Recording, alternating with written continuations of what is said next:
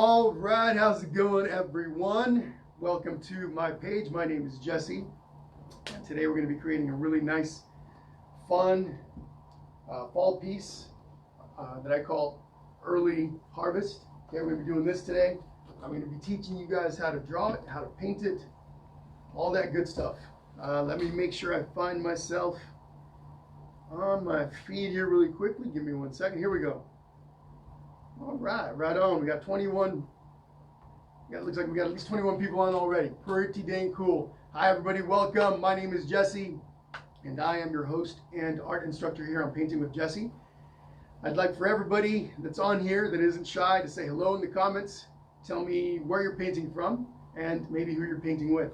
Okay. Also, let me know if it's your first time here with me. I've been doing videos since sometime back late March or early April. I don't remember now. So most every week, and now even during the week, I've had lots of videos that we put up. So today, obviously, we're going to be doing our little early harvest piece. I'm going to walk you through every step of the process. Okay. Actually, let me make a quick adjustment here so I can see your comments. Could you guys let me know if you guys can hear me? Say, hey, Jesse, I can hear you. How's it going, Siri? First person in the comments section is Siri. Cheryl Colton, how's it going from Ancaster, Ontario? Fantastic. Jennifer Monroe, Penna, first class. Beautiful. Definitely let me know if it's your first time painting with me. I'd like to say hello to all the first time painters, and of course all the people that have painted with me in the past. Welcome, welcome. Things you're going to be needing today. Okay, a couple of things. Everything on the piece is optional. What I mean by that is you can use your own colors, whatever colors you guys would like to change, up to you. Use what you have.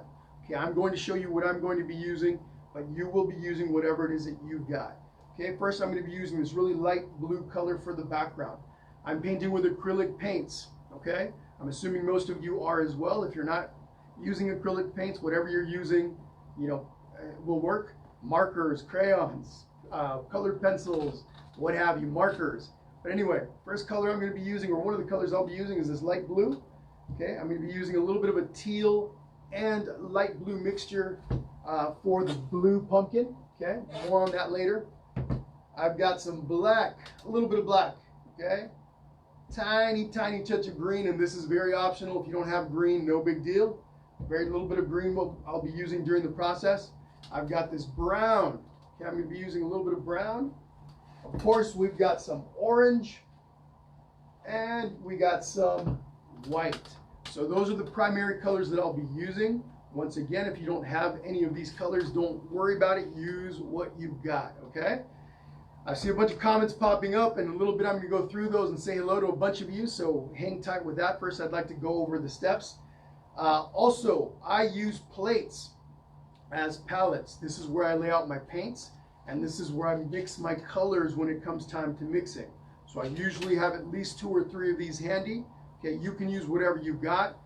Paper plates, paper, maybe actual plates from your kitchen, up to you guys. Acrylic paint will stain, so be careful with what it is, with whatever you use. Okay, so I do have some paper towels handy. Always have to have some paper towels. Accidents happen. I can also use these to clean my brushes. I use these sometimes to fix things on the painting itself. So paper towels. Also optional is a pencil. At the very beginning, we're going to be walking through a few drawing steps. Okay, nothing major, nothing crazy, so don't stress out if you don't think you're good at drawing. I promise you, as long as you guys follow along and pay attention, you're going to be okay. All right? But pencil is optional. I'm probably going to be drawing with the paint and a brush, but a pencil with an eraser might be good for some of you, so if you have one handy, go ahead and grab that, okay? So, and then of course, I've got my brushes. Give me 1 sec while I grab those. I have my brushes sitting in a cup with some water. Because I'm working with acrylic paint, and acrylic paint dries very quickly, this is the way I keep my brushes from drying out. There's water in the cup. During the whole process, my brushes sit tight in that water, and at the end, it makes it really easy to clean them up. Okay, so if it's your first time using acrylic paints, that's what you're going to want to do. And then once we start, I'll talk about the individual brushes that I've got. I've got a variety of different size brushes. Don't worry about the sizes just yet. We'll talk about that in a little bit. whatever you've got, we'll make it work. Okay, as long as you've got a variety of brushes, you will be good to go. All right, let me look through here really quick. I think I asked if you guys could hear me, and I didn't check out the comments. So let me take a look really quick, make sure you guys can hear me. Let's see. Did anybody respond to me? Hi, Jesse, I can hear you. So let's see who else is on.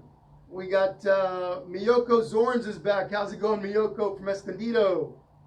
Sarah Rose Sapello, how's it going? From New Jersey, awesome, first time. Again, folks, if you're here for the first time, welcome. If you're a return painter, absolutely welcome back. I've got a whole bunch of videos in the archives on this page that are still available. Most of the stuff that you see behind me is available on a video somewhere on my page. So if you guys would like to go back and look at those so you guys can paint along, please feel free to do so. The videos are staying up for a good while, so you have plenty of time to catch up and do all these fun little paintings. Yesterday we did our little goat here, Vincent van Gogh. We did this guy. Had a good little turnout.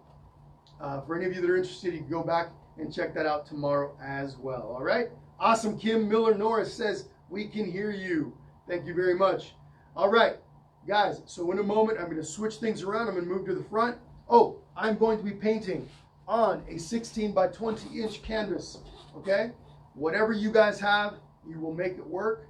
Piece of paper, construction board, piece of wood, whatever it is that you guys got, that's what you're going to be using. If it's a different size than what I've got, don't worry about it. We'll talk about the proportions once we get going. Diane Rodriguez from Queens, New York, first time here, awesome. Diana Knox, hello from Kansas. I'm out here in sunny Southern California. Today's a pretty hot day, so I'm indoors. I've got my air conditioner cranked up, and yeah, hopefully it stays cool in here. I got my studio lights on, got these little lights behind me, so it tends to get a little warm in here. Anyway, folks, if you guys are ready to go, give me some thumbs up. Give me some thumbs up in the comments letting me know, hey, we're good to go. Bunch of comments through here. Debbie Subluski Bab, how's it going? First time, sorry about that. Anne Supernant from Russell, Ontario, welcome. Hi from Louisiana, says Carlene Dawson. All right, guys, so I see a bunch of thumbs up coming up. Looks like we're ready to go. In a moment, I'm going to bring the camera forward so you guys get a better view of what it is that I'm going to be doing. I like to give you guys a close-up of what I do on my canvas. Whoops, turning that the wrong way there. So bear with me, get your snacks and your drinks ready.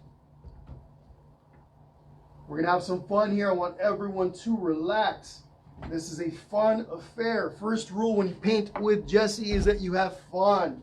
Okay? Secondly is that you relax. I don't want anyone stressing out. I know you guys want to make some really nice paintings. You guys want to be able to, you know, hang these up on your walls, etc. I get it. However, first thing I want you all to do is to relax. If you're feeling a little stressed about this process, give me some deep breaths, do some yoga, do some stretches before we get started. Give me a second, folks. Avert your eyes if you get motion sickness very easily, and start moving the camera around. So here we go. Just going to adjust that a little bit. I'm going to bring this forward. I want my canvases in full view so you guys can see what I'm doing. But again, I want everyone to relax. This is a no stress environment. First rule, and you cannot break the first rule, and that is have some fun. Have lots of fun. Okay, if you're drinking something alcoholic, take it easy. Don't go too hard on the alcohol because I want you guys to last. We're probably going to paint about 2.5, possibly 3 hours. It really depends on the process, how we go through the whole thing. But I want you guys to make it through the whole thing. Also, for those of you that maybe cannot make it all the way through, the video will be available later. As soon as the live is over, the video is going to stay up. Okay, for those of you that maybe start and then you have to leave for whatever reason, I hope you don't. I hope you stick around until the end. But the video will be available for those of you that want to come back and do this later. Okay, so just make sure that you guys are aware of that. Also, every once in a while, we have technical difficulties and user issues. By user, I mean me, right? Where the video will get cut off. It'll stop. You'll get a message on your screen that might say something like, the video is not available at the moment. Okay? If you see something like that happen, please do not leave. I know it can be frustrating. Simply give it about 2-3 minutes, maybe 5, refresh your screen, and I will be back. Every once in a while, we'll get kicked off of Facebook. Okay? It happens. So I just want everyone to understand that no matter what you see on the screen, I will be back. Sorry, folks, give me 1 second. Just pouring out a little bit of paint on my plate. I'll show you guys what I'm starting with. So, what we're going to be doing first, we've got a giant white canvas in front of us. We're going to be painting this little guy in here. We're going to outline it first. In paint, you can do it in pencil if you'd like. The colors that I'm going to be using for this first layer for this white pumpkin are blue, a little bit of light blue, a little bit of white, and a little bit of brown. The reason why I'm using these colors, they are actually in the pumpkin already in very subtle tones, but I'm going to make them a little bit brighter in this step so that you guys can all see it contrasting against the white canvas. All right, so we're about to get started here, folks. Again, what I'm starting with is some white, some light blue, and some brown. You'll see my palette here in just a moment. You don't need much. I know I spread a little extra, a little too much, more than what I need. So I'm going to give you guys a minute to kind of get ready for this. Again, we're going to start on this little pumpkin down here at the bottom. Now, before we get going, I want to mention I'm using a 16 by 20 inch canvas. I'm obviously painting with the canvas in the tall or vertical direction.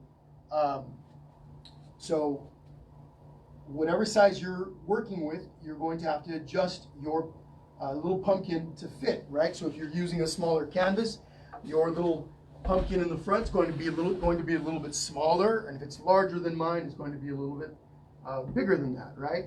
So, but don't stress too much about this. Everyone's painting is going to look a little different, okay?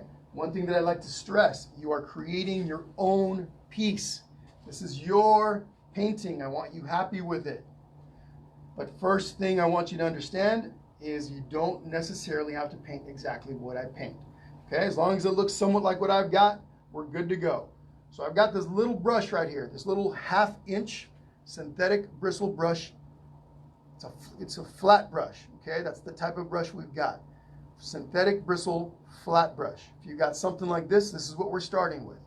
Okay, so I take some white, bring it on over. I take a little touch of brown, don't need too much. I just want to be able to get enough color in here in this white where it'll stand out against the white background. Then I've got a little bit of light blue in there, probably mixed a little too much, but it's the first layer and it's no big deal. Just give me a little bit of a light blue, a little bit of brown in there. I'm going to do a little bit more brown in there. This is so you guys can see this color contrasted against the background. Later on subsequent layers, I'm going to lighten them up a little bit so we get a lighter pumpkin. So here I go. Here I go. Hope you guys are all ready to go because I know I am. Enjoying this awesome Sunday. Here we go. I'm going to take this brush right here. You can use a smaller brush if you'd like, or you can do this in pencil. So this pumpkin sits slightly to one side of the canvas. In other words, it's not right in the middle. So what I can do first is I can simply, so here's the center of my canvas, just eyeballing it. I'm just going to move slightly over to the right of that. I'm going to place a little mark, maybe about 5 inches from the bottom, 6 inches, 5-6 inches from the bottom of my canvas. And I'm going to do this. I'm going to loop this up a little bit, and then I'm going to come down, curve it down to the bottom edge of this canvas. I'm going to do the same thing on the other side. I curve it up, bring it down, come around. Okay, there we go. And I can already see this pumpkin is a little bit taller than that one, no big deal, okay? As long as you got something kind of similar to this, you're good to go. The reason why I make these little humps here at the top, right and left corners, is because if I make it too circular, it's going to look more like an onion, okay? And I want these little bumps, because it's a white pumpkin, it'll look more like an onion if I make it too round, okay? So there we go. That's what we're starting with.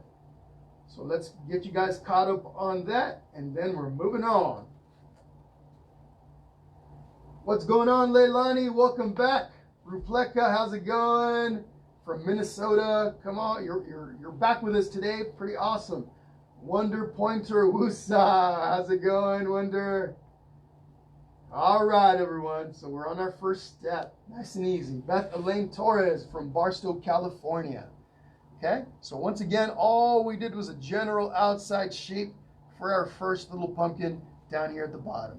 You want to make sure you don't even have to have this part here. You can always add this later, this little dip, this little depression where we're going to have the stem.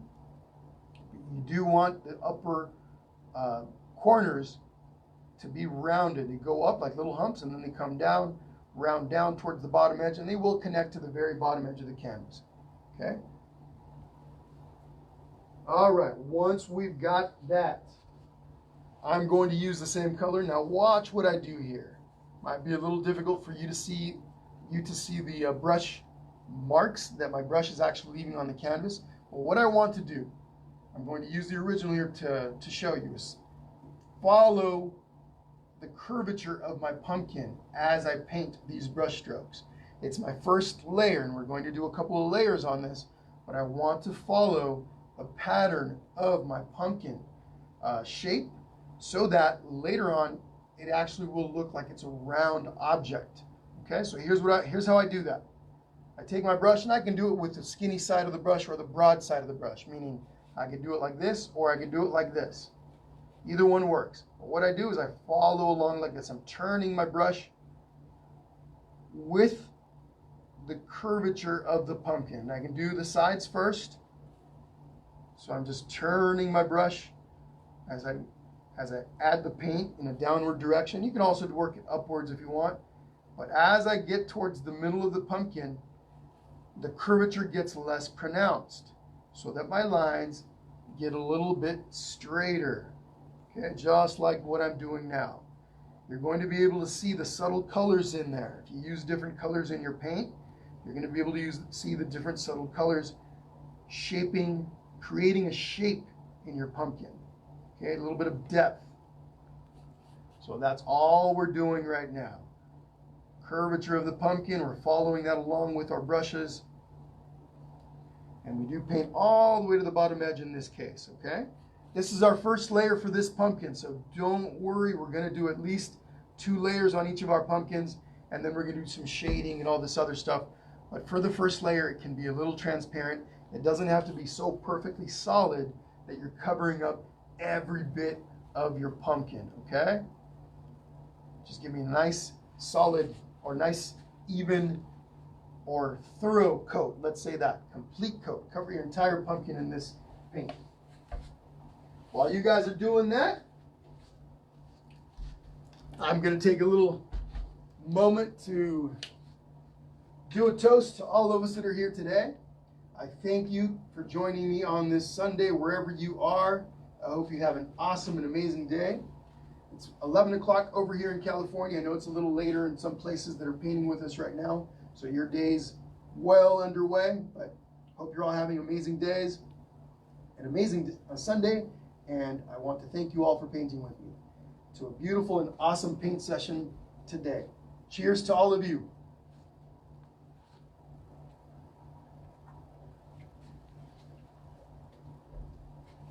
While you guys are catching up with this little pumpkin here, I'm going to turn on, or try to turn on, a little bit of music in the background. I've got to use Facebook's copyright-free Facebook-friendly music. It's not the most amazing selection, but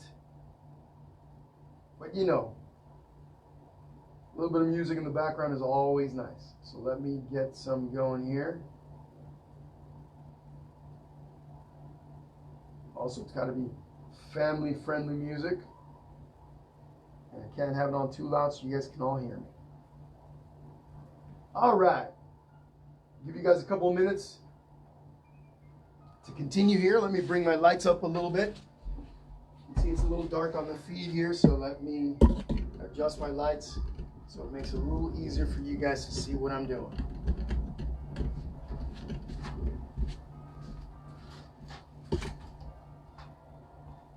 All right, I think that makes it a little better. Everything's brightened up. Okay, are we ready? Give me some thumbs up if you're ready to move on to the next step, which will be our little blue pumpkin over on the right. Okay, I want to see some thumbs up, letting me know that you're all set to go.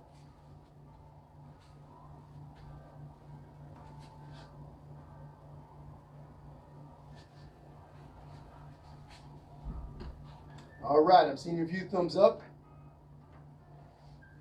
Don't worry, folks. If you're saying hello in the comments, if you're asking questions, I'll take a look here in just a moment. After I get going with that blue pumpkin, I'll start going through those comments. Just want to get going here pretty quickly because I don't want to sit here painting for too long, right? You guys have things to do. So here we go. Blue pumpkin.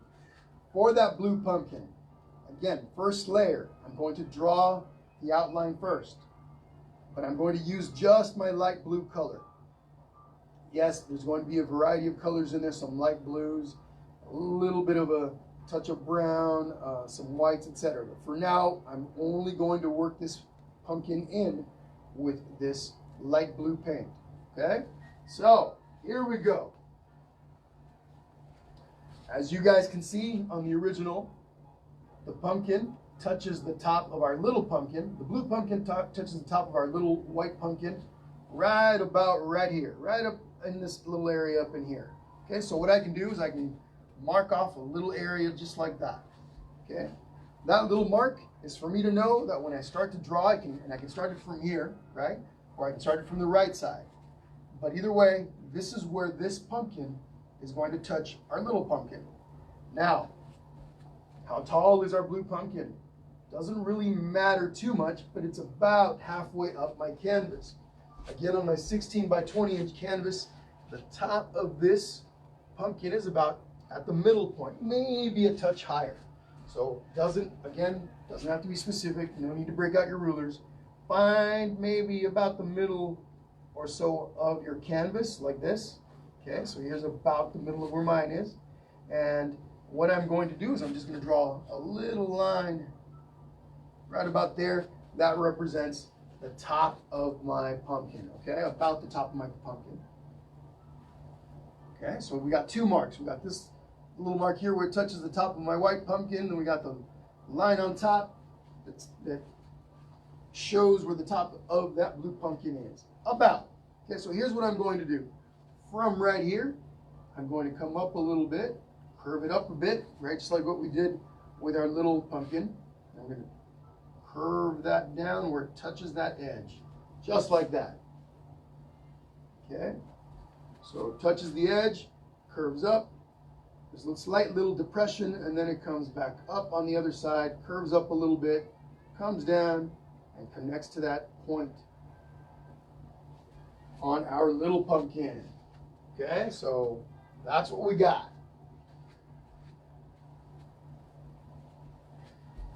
Once you've got all this in place, take a look at it. Doesn't have to be perfect right now. Let me show you guys something. For those of you that are new to acrylic painting, you can, even though the paint dries quickly, you can make adjustments, especially when the paint is first laid on the canvas, when it's fresh. Like this little corner right here, maybe, if I look at it, maybe it's a little too high for what I want. I can take a little paper towel. I can dip it in a little bit of water. Now, I don't want this running. I just want a little tiny bit of water on my paper towel. Not much. What I can do with this, I can come up here and I can go like this.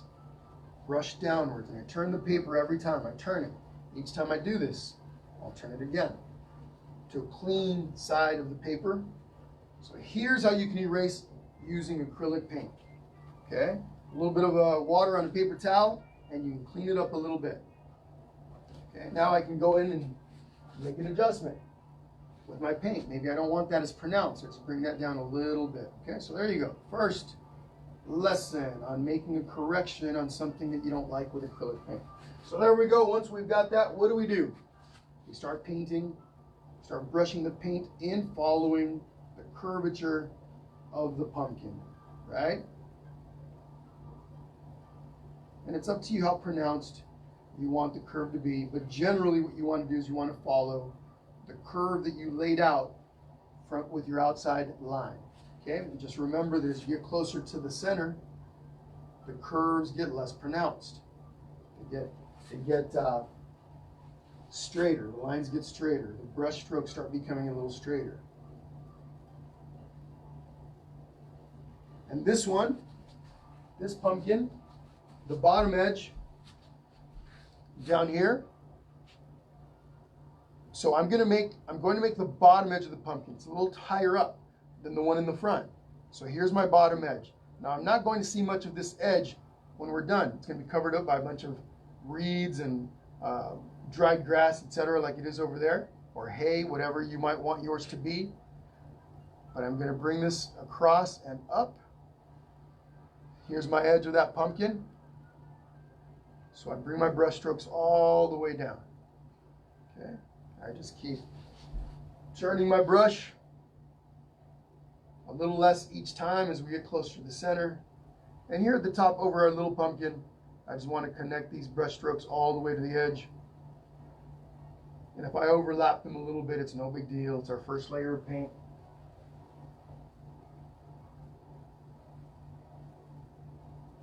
Use your brush to create this a little bit of a 3D effect. Okay? Again, folks, if some of you are just watching and you'd like to participate, this video is going to stay up after the live is over. I want you guys to stick around with me to the end. I like to say there's no giving up in painting. If you start a painting, see it on through. Even if you're not necessarily enjoying the process, which is crazy. It sounds crazy to me, again, since the first rule is that you have fun. When you paint with Jesse, first rule is you have fun, right?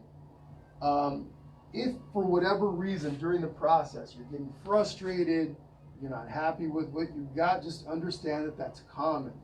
Lots and lots and lots of people go through that all the time. It's the way it goes, okay? But through the process, especially if you push yourself, you will learn. That's how it is. Sometimes you have to challenge yourself.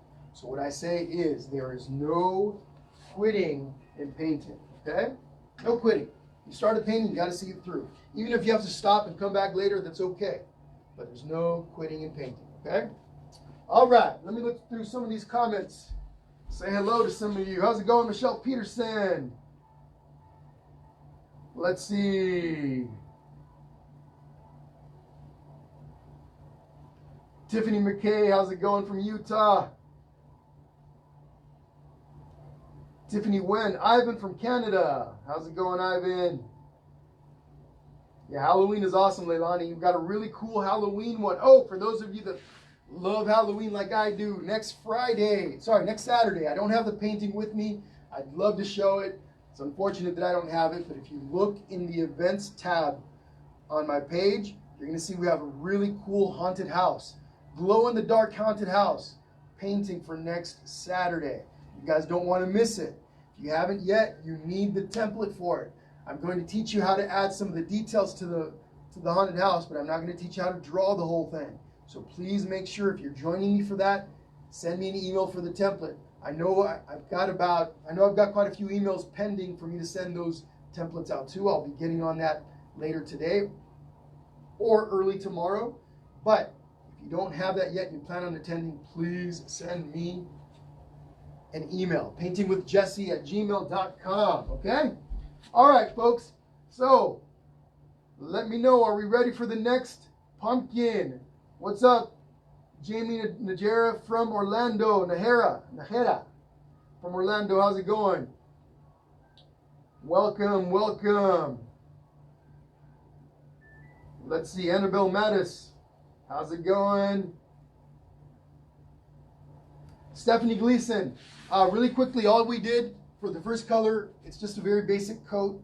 I had mostly white, a little tiny touch of blue, and a touch of brown. The biggest reason why I did that combination is so that you guys could see it against my white background. Okay, as you can see, the actual pumpkin is going to be a lot lighter. If you wish to make it lighter, we're going to add other layers later. But for now, on this first pumpkin, the colors that I used were a little bit of blue, just a touch of blue, touch of brown, and some white to create almost a gray-blue color.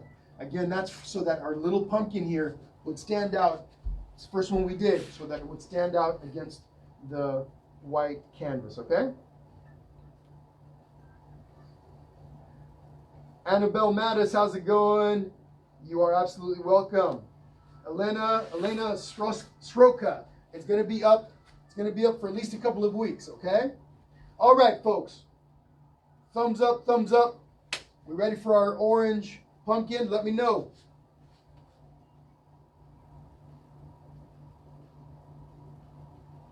How's it going, Victoria Rosenberg from Florida? Veronica Jimenez Mayorga, welcome. Beautiful. Thank you for joining. Hi, Val.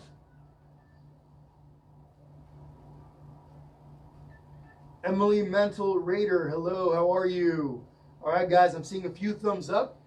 Means maybe you guys need a little more time. What's up, Elizabeth B. Argus? How's it going? Welcome back. I see you on my Facebook all the time. How's it going? Do you guys need a little more time on this one? Again, don't worry too much about it being perfect on this first layer. There's some detail that we're going to be adding later. If you're sitting there trying to spread the color to make it all super even, you're kind of wasting a little bit of time because the paint is on the first coat, and because it's still wet, it's a little difficult to get some really even color coverage using acrylic paint. So what you want to do again is you want to lay down your layer nice and thin, and you want to create those patterns with the brush strokes, right? Patterns where you're following the curvature of your pumpkin, and then that's all you need. All right? So here we go, here we go. Orange pumpkin, here we go. Julie Meshberger, it sure is, okay? It is going to be available afterward. All right, guys, so let's get ready to do the orange pumpkin, large one on top. In this case, I'm going to grab a little bit of orange paint. I'm also going to mix a little bit of yellow paint with it. Okay, so again, orange, a little bit of yellow. I'm just going to lighten up my orange a little bit. You don't have to you don't have to mix orange and yellow on yours. It's up to you. You can simply do this layer in orange. Later on, though, I will be adding more yellow to the layers above to create some highlights in orange. For now, though, this step doesn't require yellow. I will be mixing a little bit of yellow into mine just to create a nice lighter base of orange. All right, so for this step, I'm actually switching to a larger brush. I've got this large 1-inch brush that I'm going to use. Again, synthetic bristles, flat brush. I take it out of my water cup. I don't want any water dripping from it, so I'm just simply going to squeeze out that extra water. Okay, if I don't do this, when I start to grab the paint, water is going to start seeping out of the bristles, and they're going to get into my paint. Here we go. A little bit of orange, a little bit of yellow, just a bit of yellow. What I'm doing here, by mixing this yellow, I don't make a perfect blend. I want some of that yellow to be visible in my paint. So what I'm doing is I'm creating a little bit of a swirly mixture that's mostly orange. Okay? Kind of subtle, nothing too crazy, nothing too obvious. But here we go. So this large pumpkin connects about right there on our blue painting. Blue pumpkin, sorry. Right about right here. What I do, again, same thing, make a little mark. That's about where that big pumpkin is going to touch the blue pumpkin. Then, the top of my pumpkin, where is that? On my 16 by 20 inch canvas, 20 inches high. It's about maybe 5 inches from the top. About. Again, we're eyeballing here, right? So I can kind of come over and mark off the top of my pumpkin. Okay, and then of course it curves down and touches the edge there. So I'm just going to curve that down a little bit, just like that. And then same thing, I want to make a little bit of a hump, right? A little bit of a hump right here before it turns down. I'll do the same thing on the right hand side, goes up a little bit, comes down, and touches the top of our blue pumpkin just like that. Okay, once we do that, what's next? Well, I'm glad you asked. We start brushing in the paint, again following the curvature of our pumpkin. Okay, and for this one, if you're using a bigger brush, I hope you are, because it's a bigger pumpkin. If you're using too small of a brush, this might take you a little while. Brush selection is important. The bigger the area that you're painting, as long as you're not doing a lot of detail, you want a bigger brush. So here we go. This orange paint is a little thicker than the paints I've used here on these other sections. Okay? It's going to look a little more solid, it's going to look a little more intense in comparison. A little more solid, right? A little more even in color. Whatever you got is what you're going to be using, of course, what you're using. Yours might be a little thinner. Whatever you got. No big deal. So again, I'm simply following the curvature of the segments of my pumpkin. Later on, we'll be refining this. Okay, we're going to be refining all this later. So don't worry too much about it being perfect right now. The curvature can be added. We're going to be adding all the little detail inside, the different shading, the lines in between the segments. Those are all the things that are going to make our pumpkins look like pumpkins, okay? So right now, once again, all we're doing is adding a layer of paint. We're creating a little bit of curvature with our brush strokes, and that is it. Don't worry about the details. So check this out, folks. So I'm using this big brush to cover the area on my canvas pretty quickly, but when I get to the areas that connect where the orange paint touches the other colors on the other pumpkins, I'm going to switch brushes.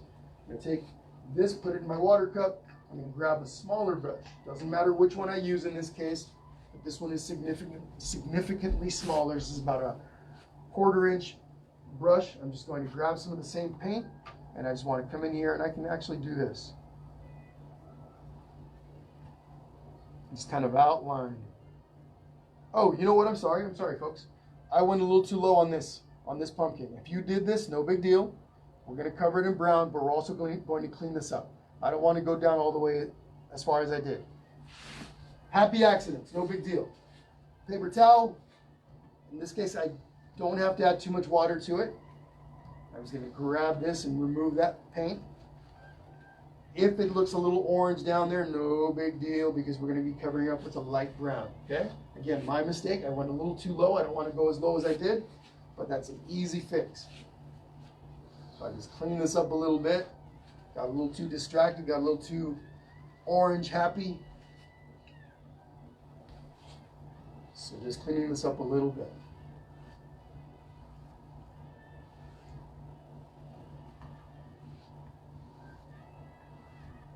Okay, there we go.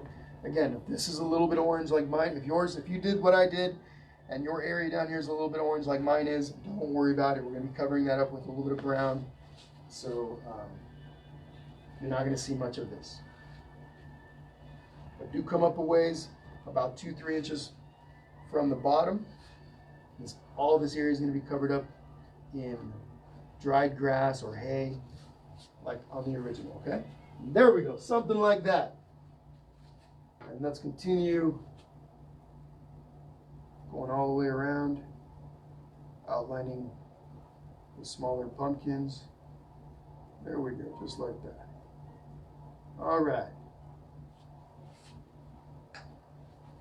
Cool. Fantastic.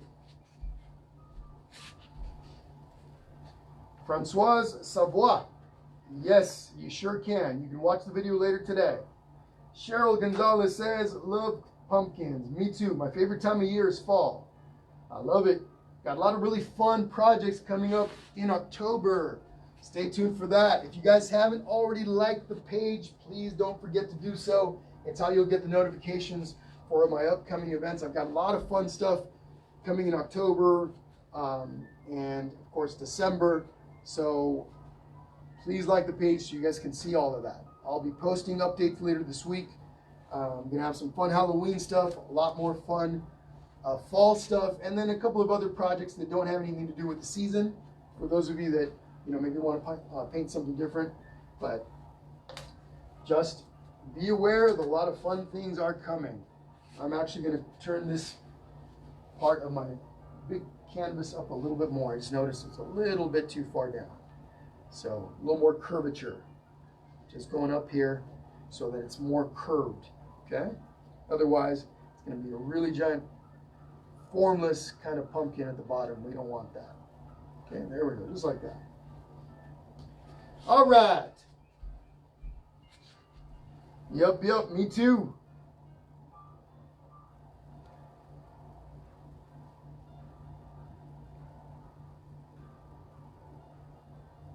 Emily Mental Raider, you sure could. You can go back and watch this later. Let's see. Jamie De La Fuente asks, new to painting here, why do you soak the brushes before using? So, great question. So, before, what I do is you don't have to soak them before you use the brushes. I just, so that I don't forget to add water to my cup, I go ahead and fill the cup with water before I start. I simply put all my fresh brushes, my clean brushes in the water so that as we're painting along, every time I'm done with the brush, I simply put it back into the cup where it stays wet, right? The water keeps the paint from drying on the brushes. Acrylic paint dries very quickly. And if let's say I was to use one of my brushes, I do some painting, and then I set the brush down on my table or wherever and it dries, that acrylic paint is going to be very difficult to remove from my brush. It's almost ruined. There are some solvents that will remove the acrylic paint, but I find that even after trying to clean it up, the brushes don't always take their original form. They don't come back and look nice like they do when pre any paint drying on them. So basically all this does is it helps preserve the paint nice and wet, keeps it from drying on your brushes, okay? And then of course, I do use water throughout the process. I will mix some of the water with some of the colors, some of the paint. It makes the paint more fluid. It allows me to draw a little bit better. So I do also mix water into my paints from time to time, or very often throughout. So a great question. Great question from Jamie De La Fuente, and welcome. Welcome. Maria Malone says, we have kids, a little less talk and a bit more paint or I will lose them. LOL, thank you. Sorry, Maria, I gotcha. It's just that I also have to kind of give everybody a chance to catch up, okay? If I go too fast, then I lose some of you. I'll hear people saying, hey, slow it down. So, all right. On that note, are we ready to go on to the next step, which is basically to color in our background? Fill in all that light blue or whatever color you're going to be using for the background. Give me some thumbs up if you guys are good to go.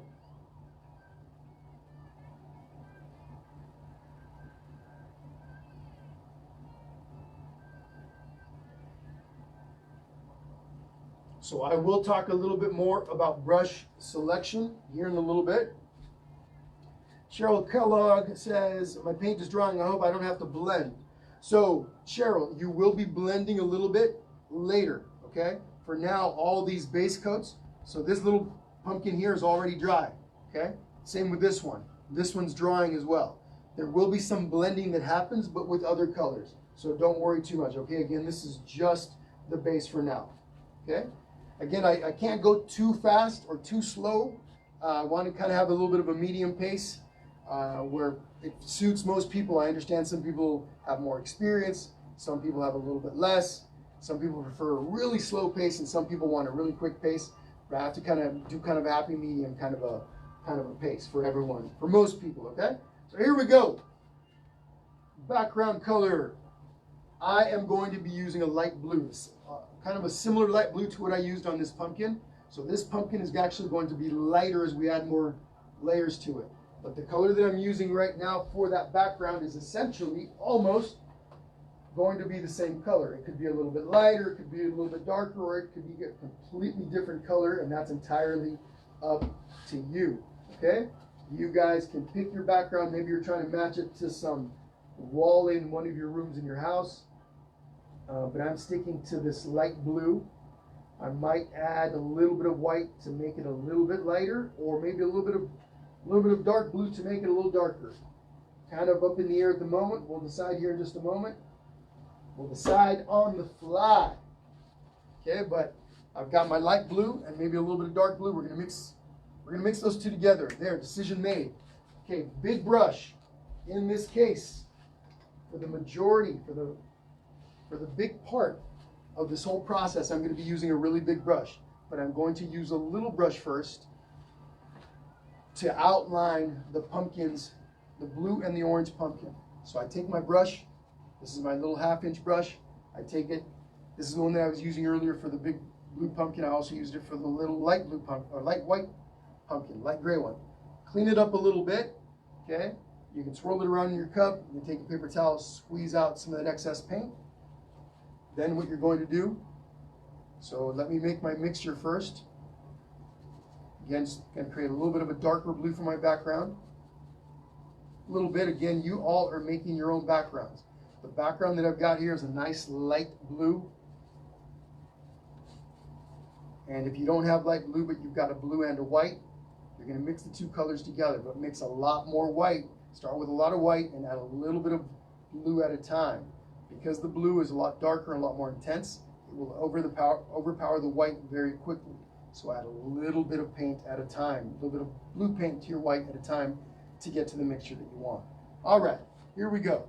So I'm going to outline. I'm going to start with the orange pumpkin first. Just kind of go around the outside.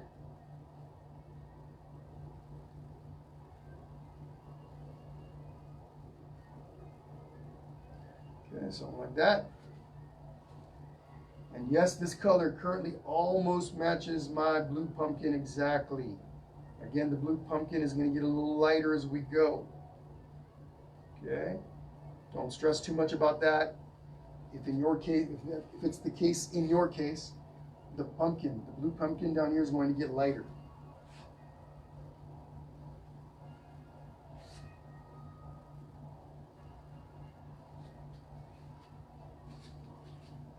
So again, I outline the pumpkins. I switch over to a large brush. I've got a nice 2-inch brush that I like to use for this. It's a big area of my canvas, so I simply grab this big brush. What I'm going to do here is use diagonal brush strokes. You'll see what I'm talking about in a second. Start from the upper corner and I come down. You can use vertical brush strokes. You can paint in the other direction, diagonally the other way if you want. This does give my painting a little bit of almost like there's a little bit of sunshine dropping down on the pumpkins. A little bit of sun rays by using a diagonal brush stroke. And I come right up to the outlines that I created.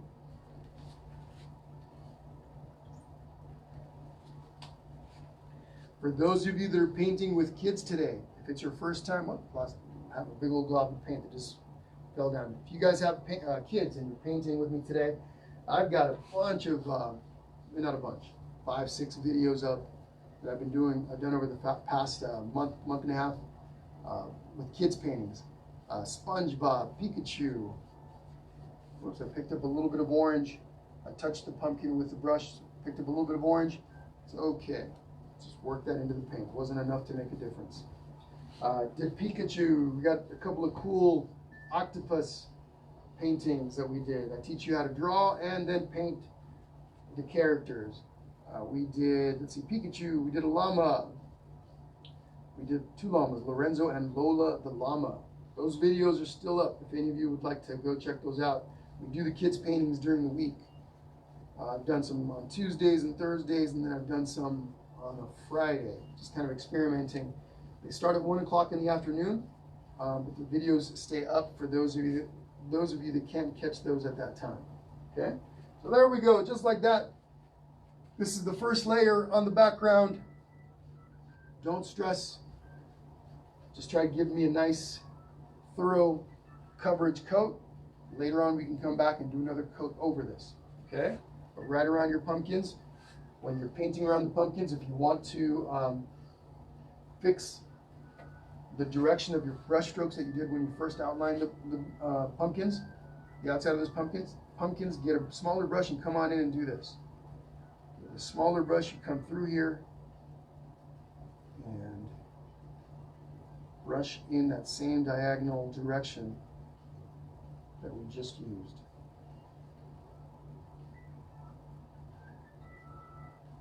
So again, what we're doing is this: we're painting in layers. We did the first pumpkin, second pumpkin, third pumpkin. Now we're on the background. As we're working in the background, these pumpkins are drying. Okay, these are, by now in my case, all 3 of my pumpkins are dry. And that's what we want. So I'm going to give you guys a few minutes on that background. Here's the other thing. This is a choice you can make. You can leave your edges white if you'd like, the sides of your canvas if you're painting on a canvas.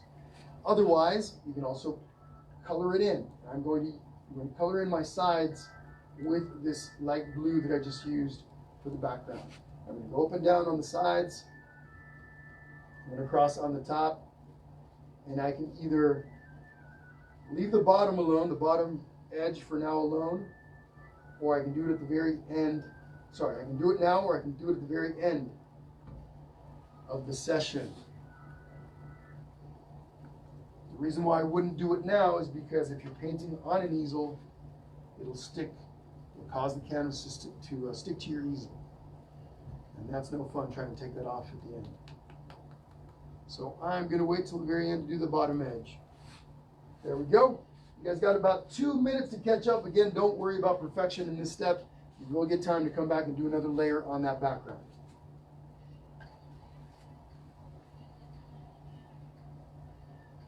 Jessica Wilkins asked, what if you still have white peeking through a bit on the background? Should it be solid blue? Jessica, are you referring to your background, or are you talking about the pumpkins? Could you clarify on that, please? And then Jamie Nahara asks, are you on YouTube? Yes, on YouTube. I've got a channel, same name, Painting with Jesse. I'm a little bit behind right now, but the lives from my Facebook, I add those on YouTube. I know some people prefer doing this over YouTube on a recorded video. So yes, I'll be doing that. Also, coming very soon, I'm going to be doing YouTube Lives. So stay tuned for that. Okay, so Jessica Wilkins, background. Okay, perfect question. So Jessica asks, is it okay if you can see some of the white coming through on the background? So as long as you don't have any stark white areas on the canvas that don't have any paint over them, you're okay. If what you mean is that you've got some inconsistencies in the paint so that some areas are a little thicker than others, so you're able to see different shades, or you can see the background come through in the transparent paint, then yes, that's okay. But if it's the former, where you're actually having completely white canvas coming through, then you want to cover that up. We will be doing another layer over this later, so don't worry too much about that. Most issues will be fixed when we do the second layer. Okay, so I don't want you guys stressing too much about that. Cover up your canvas as best as you can, full coverage, but don't worry about how perfect the color looks or how even or how blended it is. All that comes later. Painting, most painting is about working in layers. Okay, you allow one layer to dry, or oil painting could be a little different. It just depends on the technique that you want to use there. But with acrylic painting especially, the layers dry quickly, so it kind of works in your benefit. You can always come back pretty quickly and start adding some of the details in your project.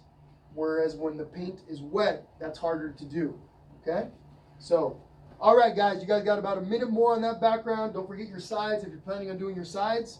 And then we're moving on to the bottom, to the ground here, where we do the light brown on the floor, okay?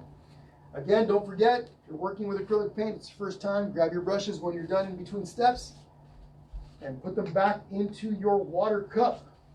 Okay? I'll let them float in that water so that they don't dry out.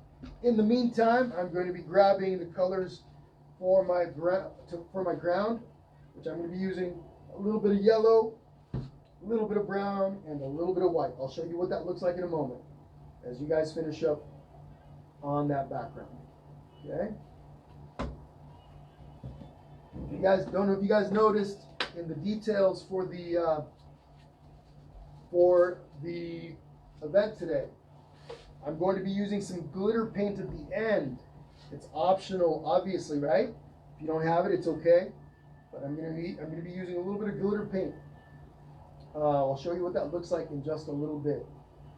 It's actually, all it is glitter bits floating around in glue. But they make some really cool accents. You can add some really cool effects, details. It'll really make your painting pop if you use some of that glitter paint. And then if you don't have any and you decide you want to use some, you can always get some later. Okay, you can always pick some up and add it at another time. It is the last coat of paint that we add, unless you're also going to be sealing yours in a varnish. Some people like to seal their paintings in varnish to protect them. Okay. Okay. Here we go, folks. Here we go. A little bit of brown. Don't need much. Because this is in a really large area, we don't need a lot of paint. Taking a little bit of brown, a little bit of yellow, mixing the two, lightening up my brown a little bit, and then adding, I'm going to take some white, I'm going to add that. Take that white and I'm going to add the three colors together. What I'm creating is kind of a light creamy brown, beige almost. And it's up to you how dark or how light you make yours. Most shades of this combination will work for the ground, okay? If you want, you can even add a little bit of orange to it. Just a little touch of orange, which I'm going to do. A smidge of orange. So here's my orange. Just grab a little bit. Whoops, a little too much. Then I mix that in as well. There we go. That's the color that I want. It's almost, well, not quite. Maybe a mustard brown, if we can call it that. Once you've got this color mixed in, we're going to do the base. We're going to do the ground. Okay? So that's what we're going to next. Here we go. I'm going to cover this little line that I created, this little orange outline that I accidentally created around my little, my small pumpkin. Just going to come in with this brown. I'm using a little 1/2-inch brush, one of my smaller brushes for this. The bottom edges of your pumpkins don't have to be super defined. What I mean by that is that, as you can see on the original painting, the bottom edges of our blue and our orange pumpkins are covered by all the reeds, the grass, the brown grass at the bottom. In this way, we don't have to worry too much about having a perfect edge here below.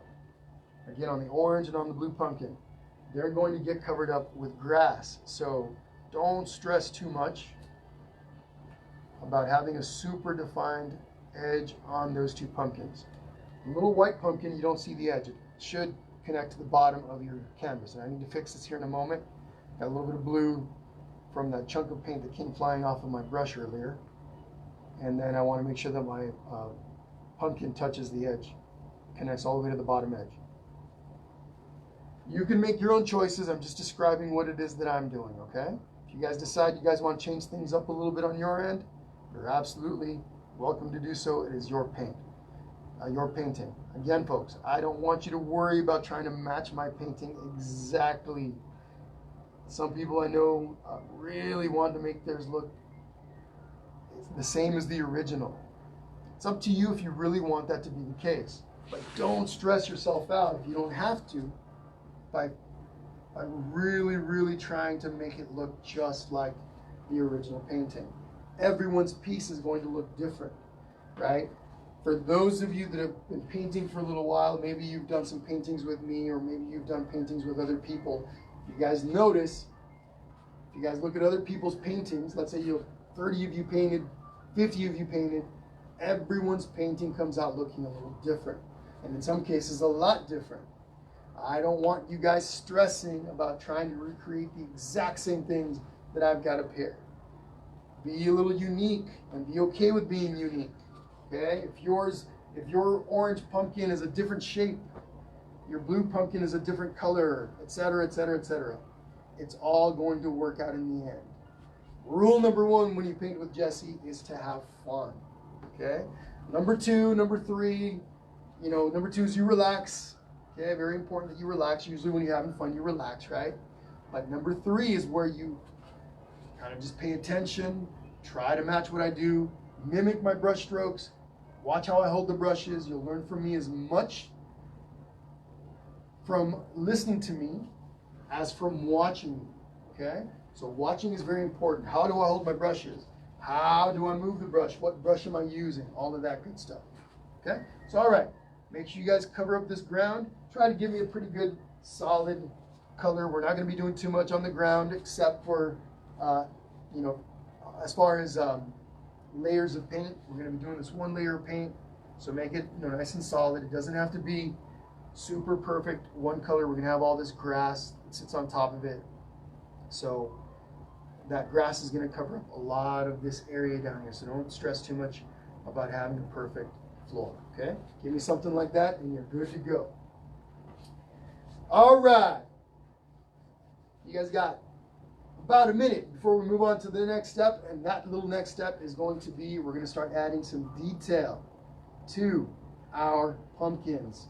Okay? For those of you that are already on that step, we're ready to go to that step. We're going to be using a little bit of brown, a little bit of black, and a very tiny brush. Use your smallest brush that you've got, or one of your smallest. Okay, we're not quite ready to go to that step. Just giving you guys a little time to catch up.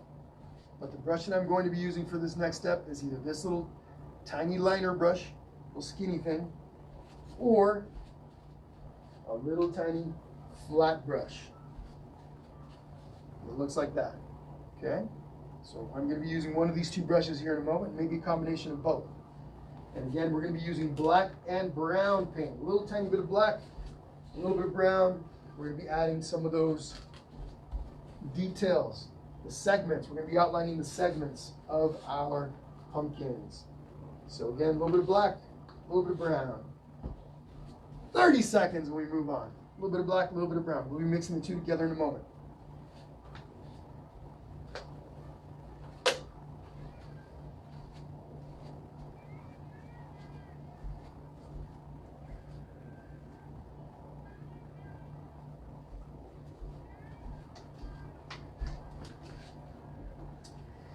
And then for those of you that are interested, I do have a virtual tip jar in the description of the video. When you guys, later on when you're all done, I've got the details for my Venmo, for my PayPal, and for my Zelle. Okay?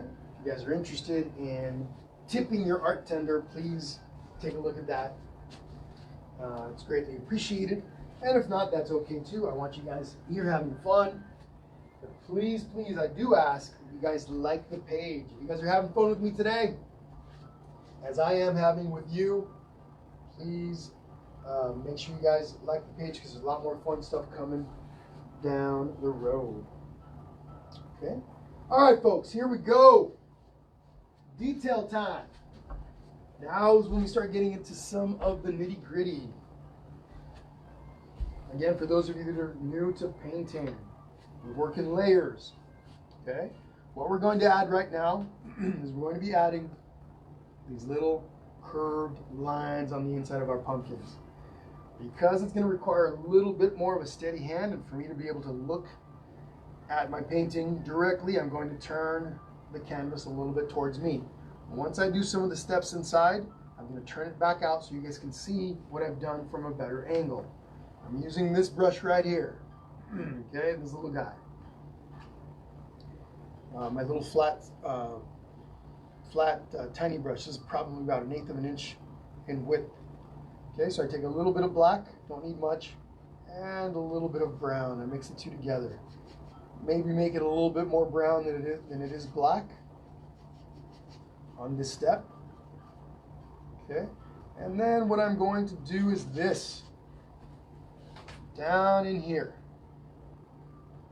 And make the bases for the little stems. Okay, they look like little blobs, not much to them for now. That's what I'm starting with.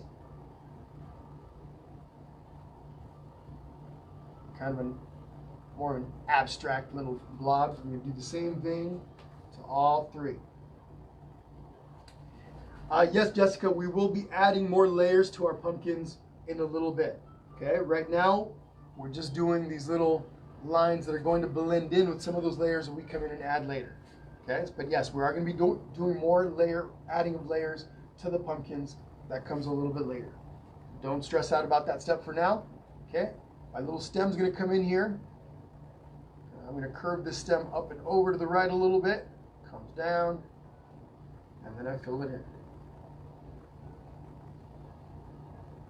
Okay, everybody's stems are going to look a little different. Some are going to be a little pudgy, some are going to be a little longer, wider, curved in a different direction. All good. Okay. Once you've got your little stem in place, same paint color.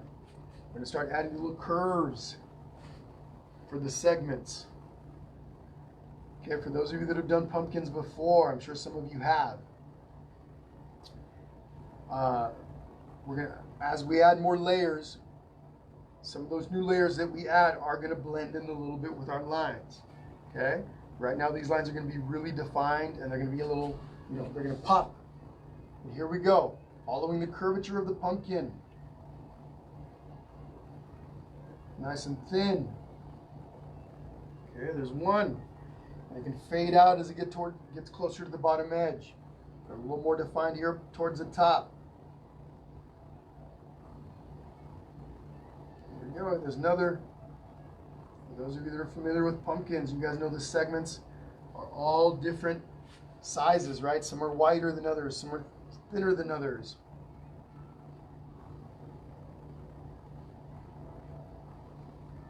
Okay, there we go. On the Michelle Batters asks, how often do you go live? So I go live every Saturday. This is the first Sunday that I've done in a long time. Actually, I don't think I've ever done a Sunday, maybe once. But I usually go live on Saturdays. And then during the week, Tuesdays, Thursdays, Wednesdays, Fridays, it just kind of varies when I do the kids events. I'm going to be adding more all ages events, like today's is an all age event. I'm going to be adding, there's going to be more coming. So I'm going to be doing 5-6 events per month. This month I think I ended up with 5 all ages, and I think I've done like 6 kids events, something like that so far. Okay, so here we go, folks, just putting those little lines like that. And then here at the top, what I am going to do is I'm going to have a little line that kind of curves towards the back, but it gets lost because that goes towards the side and to the back a little bit. So that line right there gets lost. It just stops about right there. And I'll maybe do the same thing on the other side. A little short one that also does the same thing. Okay? So we're going to do that to each of our pumpkins. When you've done one, you move on to the next one. Let me turn it towards you a little bit so you guys can have a better view. Okay? I'm going to grab a little bit of water with my brush so I can mix it into my paint. My paint's a little on the thick side. This combination of brown and black is a little bit on the thick side, so I'm adding a little bit of water to dilute the paint just a bit. Makes it easier to work with. If you're having any problem getting your paint to spread onto the canvas, simply add a little bit of water to your mixture, enough to make it flow a little bit better, and that's all you need. All right, here we go. Turning the canvas towards me again a little bit. I'm going to do the little stem up in here on the blue one. Oh, really quick, sorry, before I move on, here's what I want to do. These little lines, each of these little lines that come and connect to the area on top of the stem, I'm going to create a little area that sticks out from the stem. Okay, so they do this. I don't want to connect these.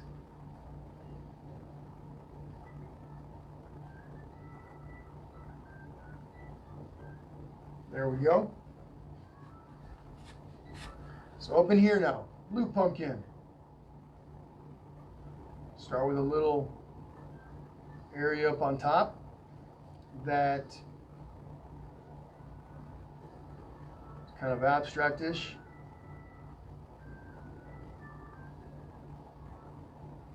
Okay, in this case I'm going to make the stem go curve over to the left a bit.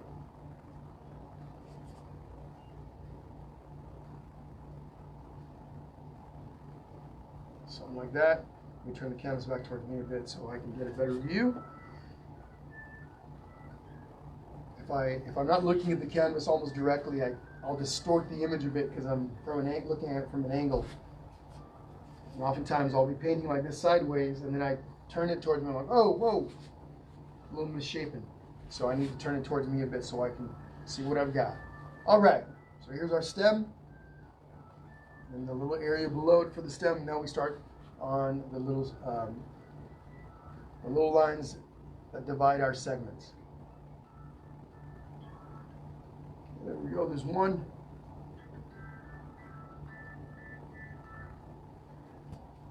There's another one. As you curve these, remember, they're following kind of the curvature of your pumpkin.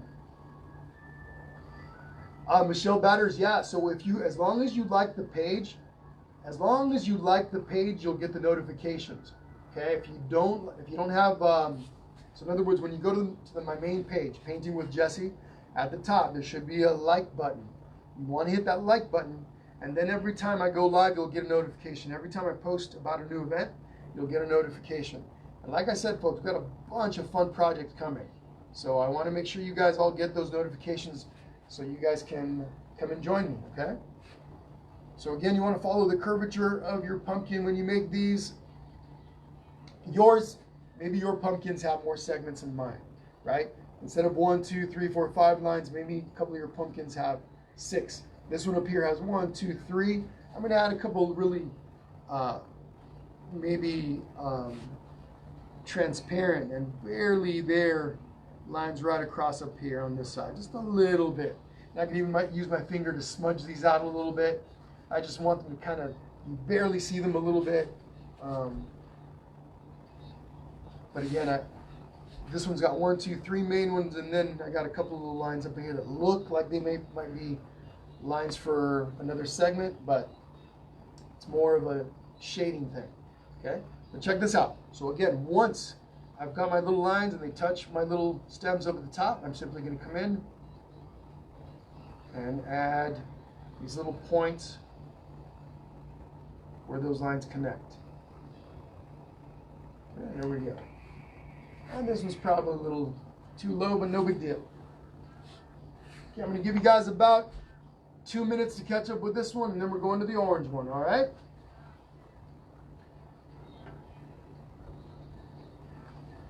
Don't stress too much about how perfect these lines are right now. We're going to be adding other layers of colors into our pumpkins. So those layers are going to overlap a little bit with these dark brown lines. And they're going to lose a little bit of their definition, which is what we want. Okay? And then, if anything, you can always go back in there and add a little bit more definition if you feel yours needs some.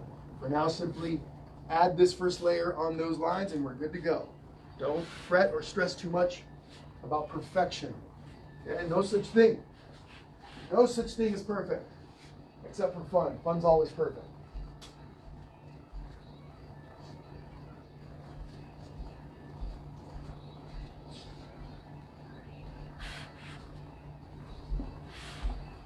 So in October, I am looking to do at least 6 all ages events. So obviously I'm not just going to be painting on Saturdays unless I double up on a Saturday, which I don't think I'll do, but so I'll probably pick a couple of Fridays maybe besides our Saturdays. I might do a Sunday, just depends on what we got going on. And then I plan on doing 2 kids events per week. And there's gonna be a lot of fun Halloween stuff there as well, so be ready for that. Okay, big orange pumpkin. Let's move along here. Okay, same thing. Obviously, this is a bigger pumpkin, so the stem can be quite a bit bigger. This whole area can be quite a bit bigger. And you notice when I move my brush across here, the main thing that I'm doing is that the top area is a little bit larger than the bottom area, right? It kind of tapers in a little bit as I get closer to the bottom of this dark area up on top where our stem sits. Top part of it is a little wider and it tapers down a little bit as it gets closer to the bottom. Okay, then of course my stem. In this case, I'm going to go, stem's going to curve to the right. The stem can be a little bigger.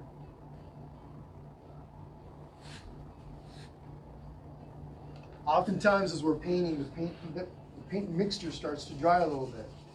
So we have to add a little bit of water. Introduce a little water with your brush. Dip the brush into the water, bring it back over, introduce that water into the paint, your mixture, and away we go. Again, folks, this is a stress-free environment. It is mandatory that if you hang out here, you guys are having fun. So, if you're not having fun, get to it. There's no option. There are no options here. There's only actually one choice you can make, and that is to have fun. Okay? What is rule number 2? Rule number 1 is have fun. Rule number 2 is you relax. Relax. Enjoy the process. You don't have to make a masterpiece every single time you paint.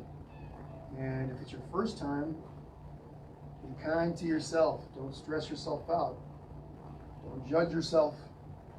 Yeah, I understand you want to make something nice. Everyone does. It's okay. There's plenty of time to paint in the future. You can always come back and do this one again. Let's say you decide you want to come back and paint again. You come on back and you paint again. Okay, paint this one again. I guarantee you, if you do it a second time, third time, fourth time, you will get better every time. The painting will turn out better each and every time. In most cases. All right, here we go. Curves.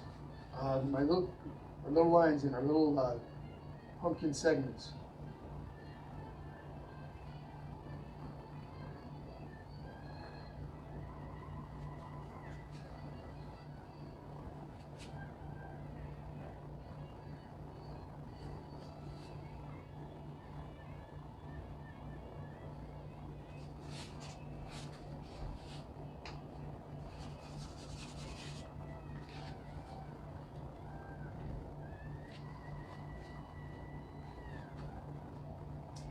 All right, I like my segments.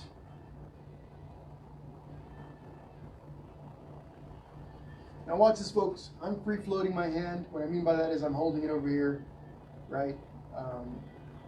Once I commit to a line, I go through with it at a pretty steady pace. For those of you that are newer, when you're making lines, oftentimes when we're making flowers, stems for flowers, things like that, lines like these curved lines, the more slowly you move, you're trying to be really, really careful and you're going really slow, your hand is more apt to shake a little bit, right? What I like to tell people is once you decide that that's where you're going to make a line, you go for it and you move pretty quickly with confidence through the whole line, okay? That does help. I know it's kind of maybe counterintuitive, but once you commit to it and you move with confidence, a lot easier to get a straighter, more even line, okay? So just kind of keep that in mind. Also, when you're making these curved lines, you can also place your pinky from your hand, right? Your little pinky, you place it right onto the canvas, and you use that as your stabilizer. Somebody yesterday called it a pinky stabilizer, and yeah, that's exactly what it is. A little pinky hand stabilizer. You can also use the palm of your hand, right, to do that. Another thing that I like to do is I'll take the hand that I'm not painting with, I can place it on the table, and then I can put my painting hand right above the forearm or my arm, and it allows me to stabilize my hand a little bit, okay? So anyway, little tips and tricks that you can use when you're painting to get cleaner lines, all right? Rebecca Arnold, maybe we'll do that. Rebecca Arnold says, my kids would love a Nightmare Before Christmas painting. We'll have to do one. we'll definitely have to do them. That's been in my mind. Okay. All right, folks. You've got about 2 minutes before we move on. What you're going to do in just a moment, we're going to start adding some detail, shading to the inside of our big orange pumpkin. Okay. Your pumpkin is going to start to pop. These little curved stems right here, we're not adding those to the very end. Okay, so don't worry about those. Those come at the very end. But, hi Shirley Phyllis, how are you? Thank you for stopping by today and saying hello. So yeah, Nightmare Before Christmas, definitely on the menu. I just have to figure out which one I'm going to do. We've got a lot of ideas about Nightmare Before Christmas. So many things you can do with that to make a really fun painting. So, all right. Debbie Watson Williams is saying, I missed it. Don't stress, Debbie. The video is going to be up and available after this live is over. If you want to come back and paint later today or tomorrow or what have you, it's up to you, okay? Come on back. All right, everyone. I want you guys all to kind of stretch a little bit, take some deep breaths. Some of the hardest parts of the painting are done. Okay, so just kind of woosah. Just relax a little bit, maybe stand up, stretch, take a look at your painting. What I like to do often is I'll take a couple of steps back and I'll look at my painting from a few feet back, 2, 3 feet away, 4 feet away.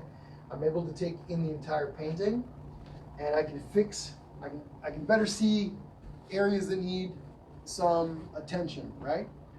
So I took my little step back, I looked, I liked what I've got, and I'm good to go to the next step. Rachel Connerly says, first time we're painting with Jesse. This is awesome. Thank you for this. My kids and I are enjoying this from Germany. Awesome, Rachel. Germany in the house. Fantastic. Thank you for being here. Thank you so much for being here. You got it, Chanel Helian. Chanel Helian. Thanks for going live and sharing your love of painting. I absolutely love painting. Anything artistic for the most part I love, but my passion is oil and acrylic painting. I absolutely love it, and I welcome all of you guys to come and paint with me because we're going to be doing a lot of these fun projects, as I've already said a million times. All right, folks, here's what we're going to do. We're going to take some orange and some yellow. Okay, I want you to take both of those colors. You're going to mix them a little bit. I'll show you what I got here in just a second. Kind of similar to what I did earlier. Okay, orange and yellow. We're going to create a different shade. Here's what you want to do. Whatever colors you mix, you want to create a different shade than the orange you currently have on your pumpkin. Okay? As long as it's a lighter or darker shade, that's all that really matters. Okay? But try to go for a lighter shade. So what I'm going to do is I'm going to take quite a bit more more yellow, and mix it in with a little bit of orange. Okay? So we do that. Again, what I want is a color that is brighter than what I've got on the canvas already. Thank you, Stephanie. Stephanie Vanderwall. I cannot. I'm sorry. This is a detailed painting. Quite a bit to it. Okay, here we go. A little bit of orange, a little bit of yellow. Right down the middle of our segments. Just like this. This all takes time, folks. If you're interested in the kids' paintings, the ones that are not strictly for kids, we do get a lot of adults come in and paint. Please come on over and watch those. We got, like I mentioned earlier, this Pikachu, SpongeBob, and quite a few others. Those usually last about an hour, hour and a half, and we get to drawing and painting pretty quickly through the whole process. Those aren't very detailed paintings. These are a lot more complex, and they require steps in between if we want to create something that's semi-similar to the original. So, got to be a little bit patient with the process. It's just part of the nature of painting.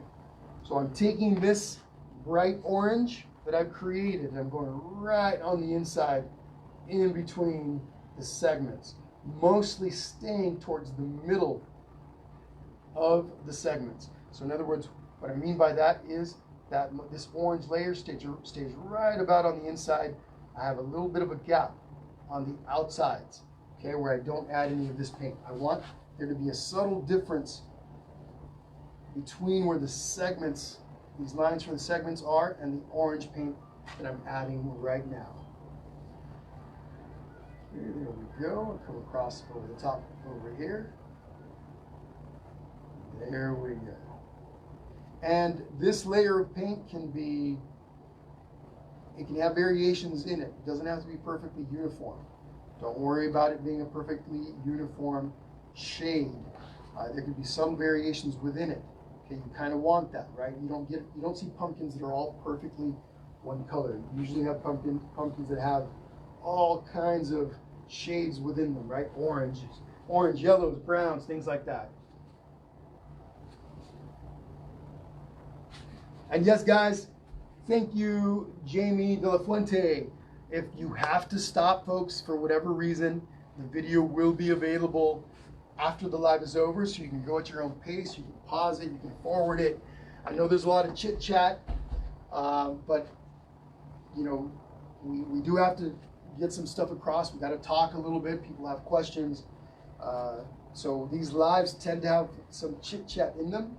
But yeah, the live sessions, as soon as the live session's over, the recorded version will be up, and you could go at your own pace with those. Okay, so you're absolutely welcome. I mean, I'm so happy that you guys are here on these lives, right? I'm not telling anyone to not do the lives. The more of you that come to the lives, the more fun it is for me. But yeah, if you have to stop for whatever reason, the lives will be available after it's over as a recorded session. Okay. But all right, folks. So on the inside of each segment, we just added this really nice, pretty shade of orange.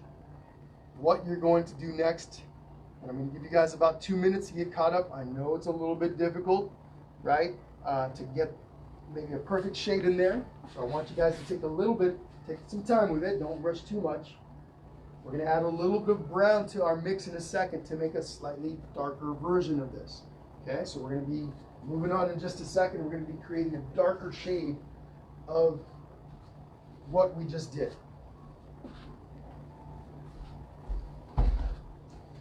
You guys are all drinking something, eating snacks, etc.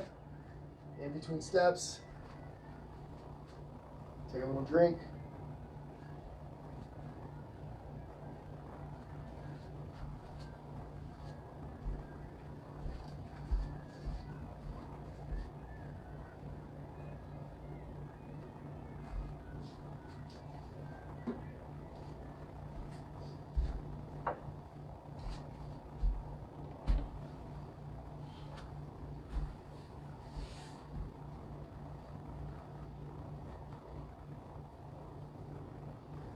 All right, guys, a little bit of brown.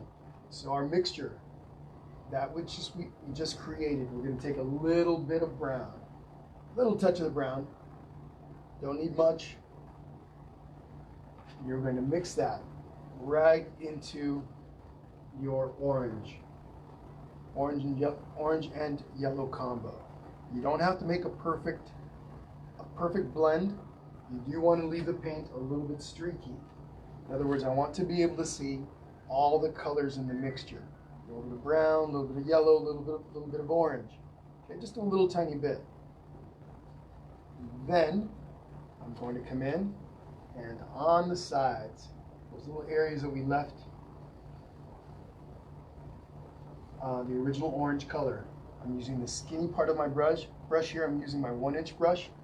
A little narrow part, I simply come in and just add a little bit of this color right next to the lines for the segments. Okay, right in here.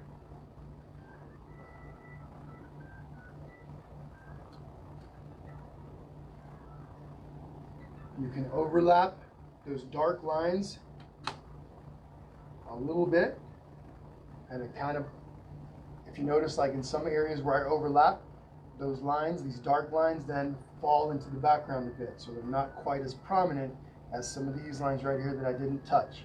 Okay, so it's kind of a random. It's not something that I'm sitting there going, oh my gosh, I'm going to touch it here and I'm not going to touch it over here. I let my brush stroke kind of create this random effect. Some parts of these dark lines are going to get overlapped a little bit more than others, and that creates a little bit of a subtlety where it pushes some of the lines back a little bit into your pumpkin. Okay, so that's what we want for now. And then if you want, you can also bring a little bit of it in small portions into the centers of your pumpkin. A little bit. Just overlap some of this darker paint a little bit in some of these sections on the brighter sections, right towards the middle. Just a little bit for variation.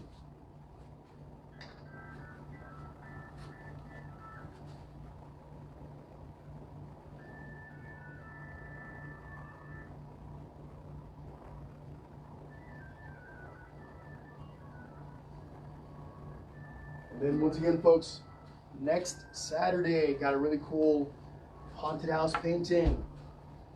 I'd love for some of you guys to come and join. All of you. You guys could all come and join for that.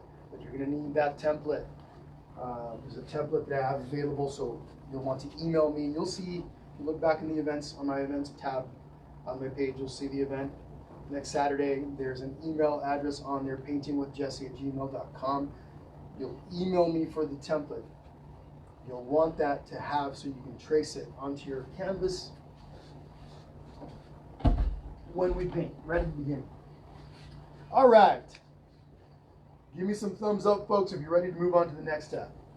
I want to see some thumbs up if you're ready to step over to the next part of this. We're going to be adding a little bit more shading into our pumpkin using a different brush, smaller brush. We're going to have a little more detail work in there. And then we're going to move on to our blue pumpkin.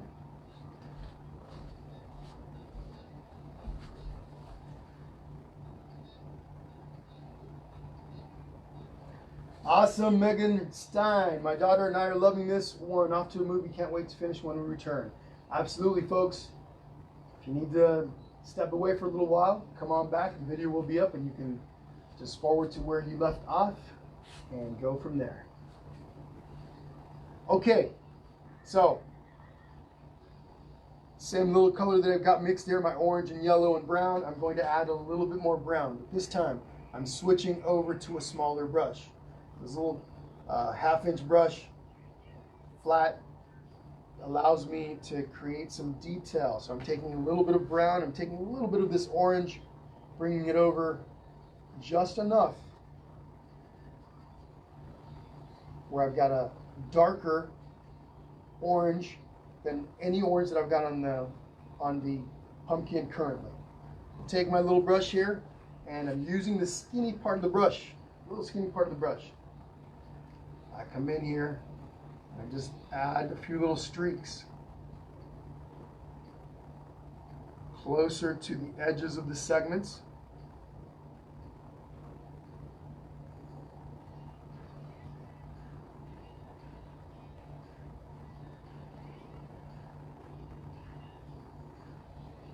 And then towards the back part of the pumpkin, all we're doing is adding some little streaks. Some are long, some are short. It can be like this. Some are real subtle, some are more obvious.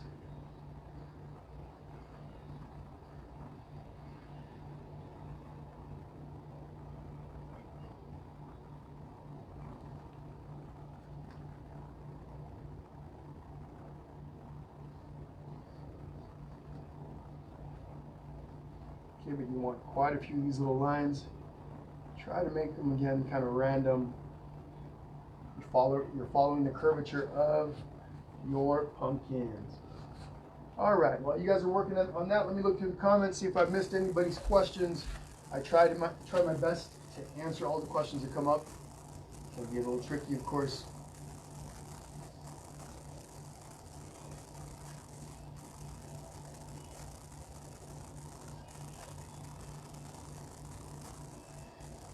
Jessica Wilkins, when you asked earlier, do we have to add another layer of color to our pumpkins, or does that come after? Hopefully this is what you were talking about, and I'm hoping that this is making sense to you. But yeah, this is where we start to add the detail in there. For those of you that are going to be using the glitter, and again, that comes last. And you can always pick some up later if you don't have any. Michaels carries this brand. These are really cool effects that you can create with these. This is a Deco Art Craft Twinkles brand. This is gold. I use it primarily on the big pumpkin. I've got some red in here. I mixed a little bit of this with the gold to add on some of the parts on the inside of the big pumpkin, but the other color that I've got is this crystal. And that crystal color can go on the white pumpkin, can go on the little white flowers, can go on the blue pumpkin. It's really versatile. But anyway, this is what we'll be adding at the very end. Very cool, easy to work with. Craft Twinkles brand. I picked these up at Michael's. Okay, if anybody's interested. And again, you don't have to do these. You don't have to put the glitter on today. You can always do it at a later time. All right. How's everyone doing? Are we ready to move on to the next step? So the last color, Shelby Cotterman asks, what was the last color? I simply took a little bit of brown, mixed it in with our orange to create a dark orange, and then I used a really small brush and I just came in here and streaked in some of this paint. Okay, little narrow streaks. Okay. Yeah, Nicole, absolutely. That glitter is pretty awesome. Glittery. You guys can see the glitter on the original. I know I can see it in my feed, so you guys can also see it. There's a lot more glitter in there. It's just not super noticeable. But yeah, it's all in here. It's pretty dang cool. You can make some really cool effects. It really does finish off the piece very nicely. All right, everyone. Once you've done the brown, you're going to take some white. A little bit of white. Don't need much. A little bit of white here. Small brush. Find a little spot on your plate. Bring over some of that orange, maybe a little bit of the brown. You're just going to mix the three colors together. You're mostly going to make it look yellow. So the white, you're adding in the white to these colors, but you're also even going to add just a touch of yellow. Primarily, this is going to look yellow. You only need a very, very small amount of this. Don't have to add too much to your brush. We're adding some highlights, a few little highlights to our pumpkin. So I can add these primarily to the centers of each segment. Maybe you have a little bit more towards the top, right? A little more sunlight or light coming down hitting the pumpkins, and it's more obvious. This color is a little more obvious towards the top. Okay, there we go. Something like that. And we are done with our orange pumpkin, pretty much, except for a few little touch-ups later. Okay? Work on that. We're going to move over to our blue pumpkin here in just a moment. Okay? So I'm going to be using some of the same original light blue color. I'm actually going to add a little bit of teal to my mixture. So if you have teal, you can feel free to use that. You can also make teal by mixing a little bit of green, a little bit of blue, a little bit of white. That'll give you a nice teal color. But I'm using some of the original light blue, a little bit of teal, a little bit of white, and a little bit of brown to be adding all these details to that blue pumpkin.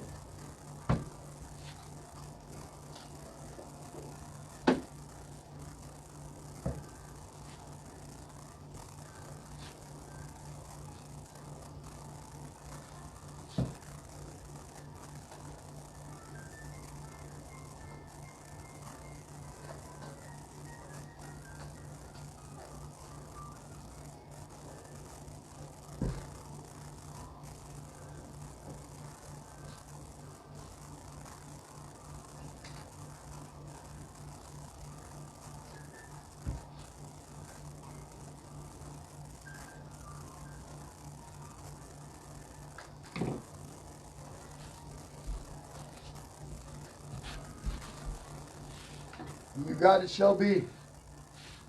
Again, everyone, ask your questions in the comments. Don't be shy. I'm more than happy to answer your questions. In a little bit, once we get some work done on the pumpkins, we're going to come up in here and add another layer of paint to our blue background or whatever color it is that you're using. Okay, so just be aware that whatever your background looks like right now, we're going to be adding another layer over it. If you happen to find some time on your own, let's say we're going through here and you're waiting for me to start talking about the next step, you can go ahead and start doing that on your own. You're absolutely welcome to do that. So here are the colors that I'm using for our blue pumpkin. Got a little bit of blue here. Okay, a little bit of this teal. I'm going to mix the two together. Okay, just like that. Little blue, little teal. And then I'm also going to grab a little tiny touch of white. A little bit.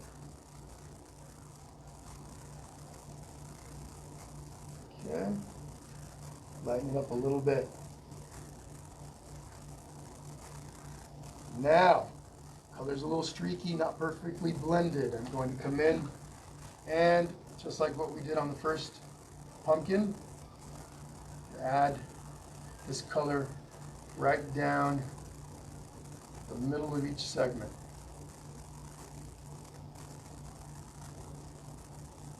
Following the curvature of those pumpkins.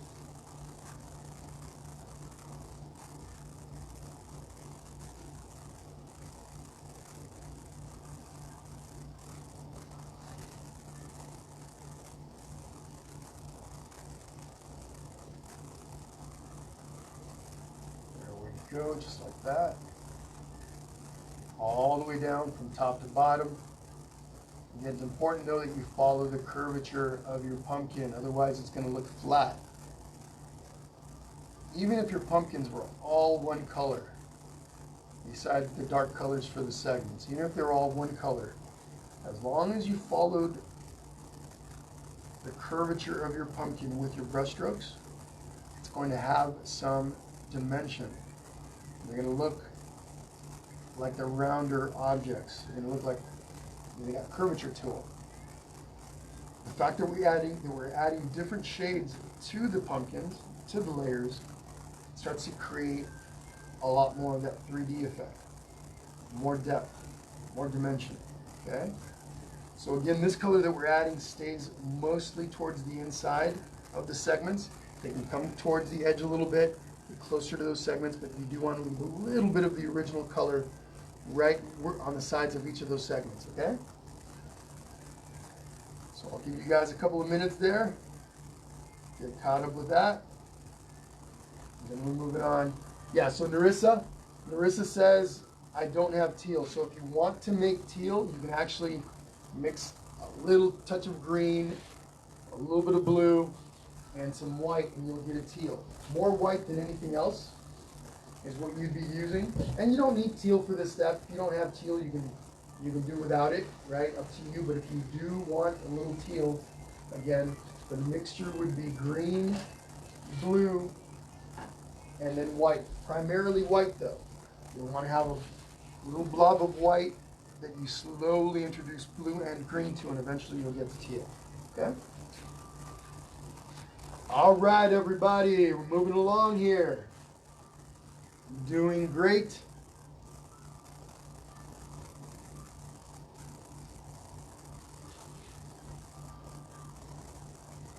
Again, I want you guys to relax through this. Corinne Simpson says, love this, regretfully have to leave. Glad you have a recording for later. You're a great teacher. Thank you. Awesome. Thank you so much, Corinne. That was very nice. Thank you. But all right, so what we're going to do next is we're going to take a little bit of white, add it to our mixture to create a lighter mixture, a little bit. The steps don't have to be exact on each of these pumpkins where we go from a dark shade to a lighter shade or reverse. As long as we get all the steps in, we're good. So I just added a little bit more white to my teal, to the color, the previous color that I had. And I'm just going to come in here with my skinny part of the brush. I'm using my 1/2-inch brush here. So I can use a smaller one if I need to. Just going to come in here and streak my pumpkin a little bit. More towards the center. My brush is barely touching the canvas for this. overlap a little bit, create a little bit of a blending as I do this. Watch my brush strokes, folks. I want you to look at the brush strokes, very important. Watch how I hold the brush even. I'm not doing this up close. You could if you wanted to, but this allows me to have nice loose control. I allow there to be some randomness in the process. If you want more control, then you hold your brush closer to the tip, okay? Again, follow the curvature of your pumpkin, very important. If all your brush strokes are in one direction, you're gonna have some flat looking pumpkins. Okay, so you wanna make sure again, you continue with creating curvature by turning your brush strokes. And I know, folks, that sometimes, you get a little fatigued when you're painting. I get it, especially if you're newer. It can be a little tiring to paint for so long. I get it. But it is how we create nice pieces with layering. If you go too fast, so you're going to miss some of the steps. If you go too slowly, then we're going to paint forever. So we want a nice happy medium. Painting is such that, dependent on what you're painting, it's going to take a variety of approaches. Right? Every painting isn't going to be the same. So if you find that you've been painting a while and you're getting tired and you want to move on, your brain's a little fatigued, please feel free, come on back, to step away, come on back later or tomorrow or the next day, and we will be able to continue, okay? Emily Mantle Raider says, I can't hear you. Is anybody else having a problem hearing me? I haven't changed anything on my end, so if something happened, it might be with the internet or Facebook itself. So let me know. Let me know, hey Jesse, yes, we can hear you, or no, Jesse, we're having a hard time hearing you. Obviously, if you can't hear me, you're not going to tell me, no, Jesse, we can't hear you. But let me know if you guys can hear me, okay? So work on this for a couple minutes. We're going to come in and add some more. We're going to come in and add some more of the darker shades, just like what we did on the edges here for our pumpkin, our orange pumpkin, okay? Jessica says there is a crackling sound. Oh, man. Okay, let me turn the music off, see if that makes any difference.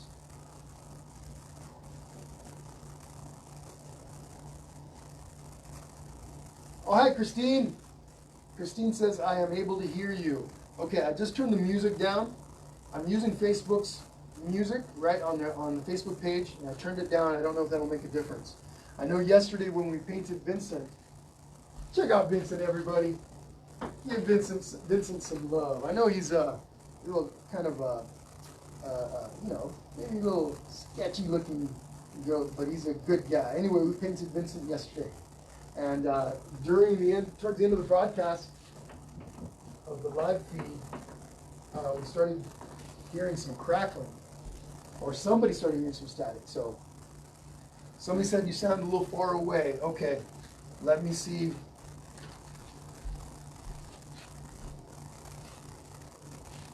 Okay, all right, guys, just keep me posted. Let me know if there's any changes or any problems here. I know there was some static yesterday that I think went away towards the end, but it started towards the end. It started towards the end of our session.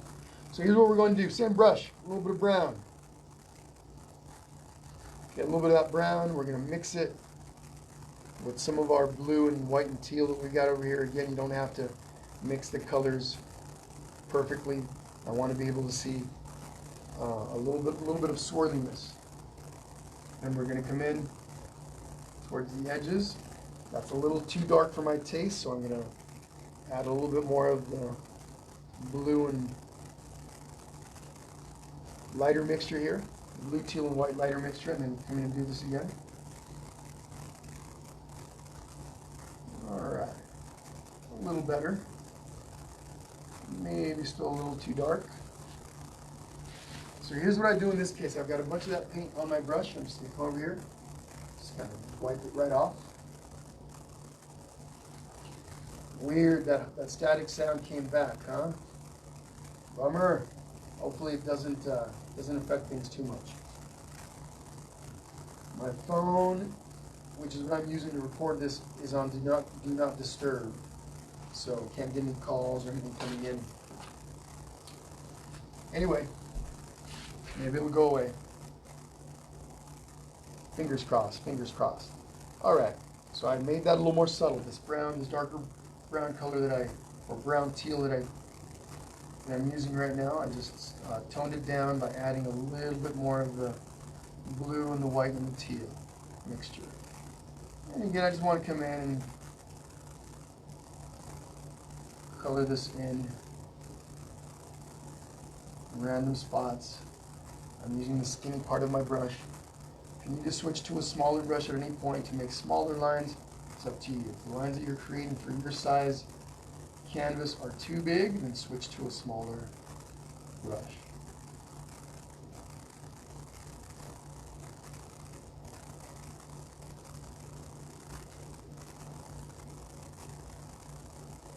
Yesterday when the static popped up, I went through and turned off my air conditioner in here just to see if that would make the static go away. And the air conditioner was on the whole time. I just figured I might give it a shot.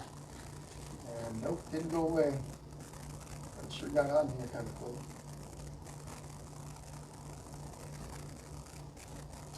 All right, something like that. Okay. And then of course, then the last step is going to be we're going to take a little bit of the white. So we're going to create a slightly lighter mixture of this and just make a few little highlights, especially towards the center of your segments. Again, light brush strokes. I'm barely touching the canvas. Light brush pressure. There we go. Yeah, folks, that's how we do it over here. We'll enjoy our time together. Try to relax a little. Create some cool stuff. Oh, Bessie the cow. Really quick. So Vincent came about because we did Bessie the cow last month. And it was a really, really popular piece. A lot of people requested more farm animals. So Vincent was the first farm animal after Bessie. And we're going to be doing a lot more. We're going to be doing a pig, a horse, a hen, a rooster, a llama, a donkey, a bull. As long as people want to see those, we're going to do those. Coming over the next weeks. Next month is probably going to be a little pig. We'll see. All right. There we go. I like that. I think I'm pretty much done with that. Next, we're going to do the small one. Okay, so get ready for the small one. Actually, you know what? Before we go to the small pumpkin, we're going to come up here and work on our background. Okay, so whatever color you mixed or you have for up here, that's what we're going to add another layer to. So I'm going to give you guys about a minute to get caught up on those, on our little blue pumpkin, then we're moving on to the background, then we're going to come back to our little white pumpkin. All right? All right. And then, folks, I know I mentioned earlier, if any of you are interested in tipping your art tender, here is my information. Venmo, PayPal, and Zelle. Again, this is in the description of the video. If any of you reach out to me on PayPal, Painting with Jesse is all one word, okay?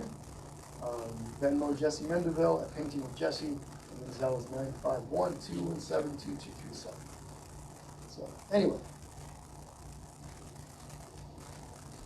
Get caught up there, folks. I'm going to be taking a little drink of my water. And I will be right back.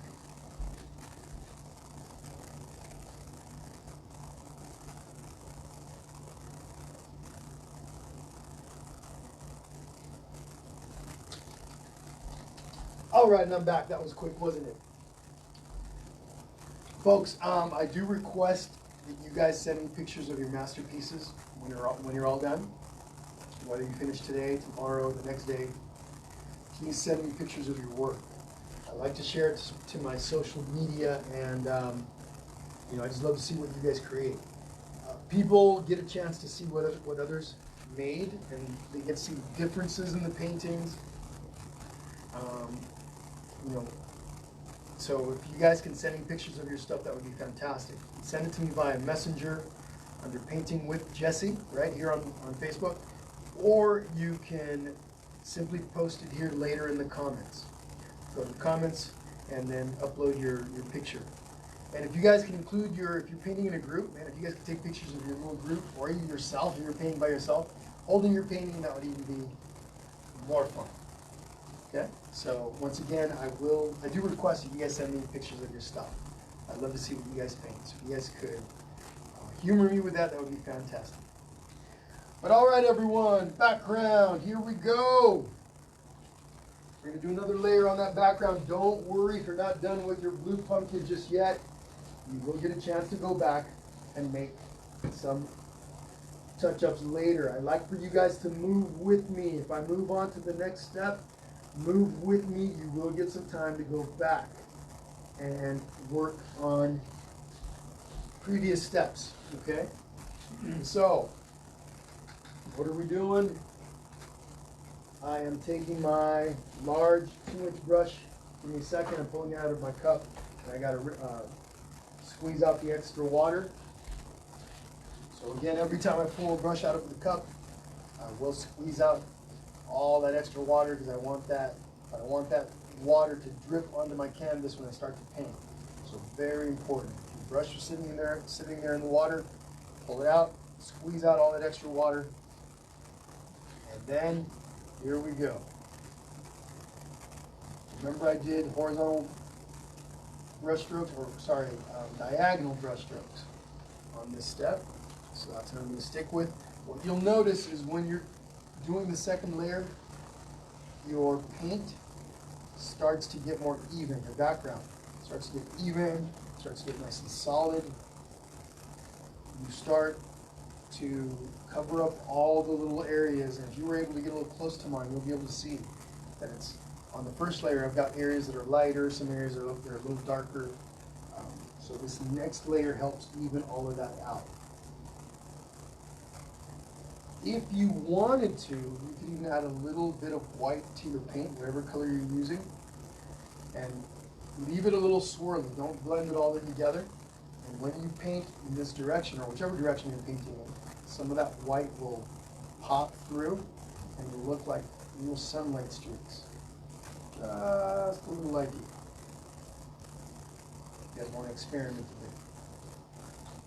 So because I'm using such a big brush, I'm coming in close. It comes in a little close, and it comes down and connects almost right to the pumpkin. Right, I don't want to go all the way, connect right to it. I'm going to use a small brush for that.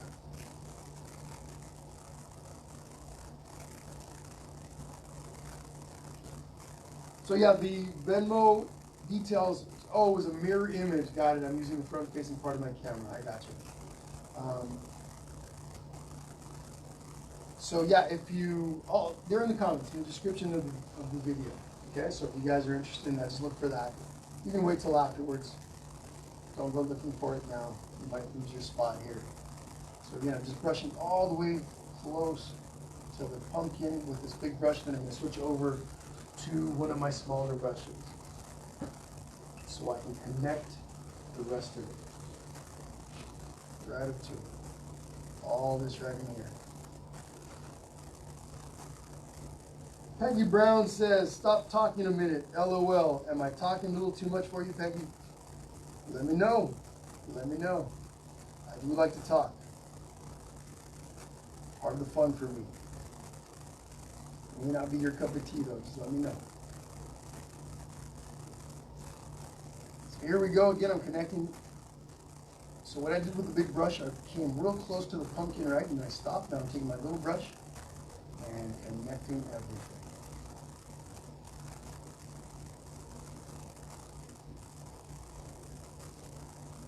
There we go.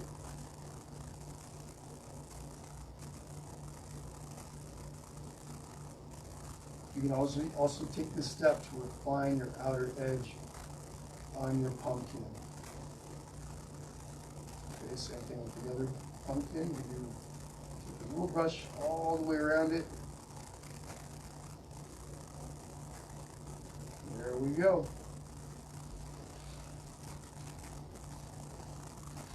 And then once again, take a little step back.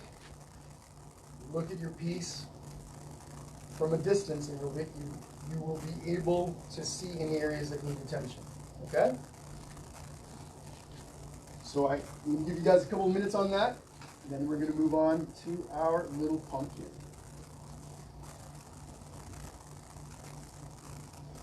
All right.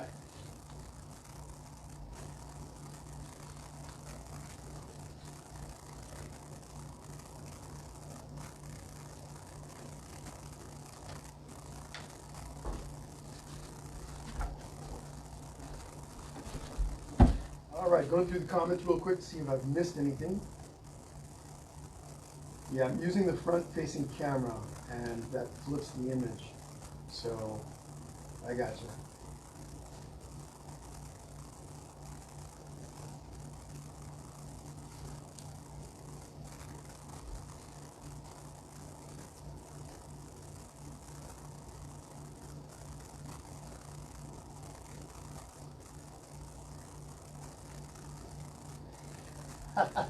I got you, Nicole. Thank you.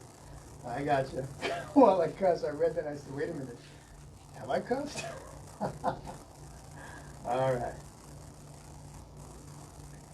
Thank you, though. Thank you. Yeah, everybody's going to have a different style. Maybe, maybe it's not Peggy's cup of tea, like I said. It's okay. No big deal. Thank you, Shelby. I appreciate that. Thank you. Thank you. All right, folks. Again, take another minute or so on that background, and then we're gonna come over and start working on this pumpkin down here at the bottom. Keep in mind, if you have to, if you feel like you need another layer of paint on your background, you will get a chance right before we start adding some of the grass and stuff. Okay, so just be aware of that. And I'm back here dropping stuff in the background. Don't mind me.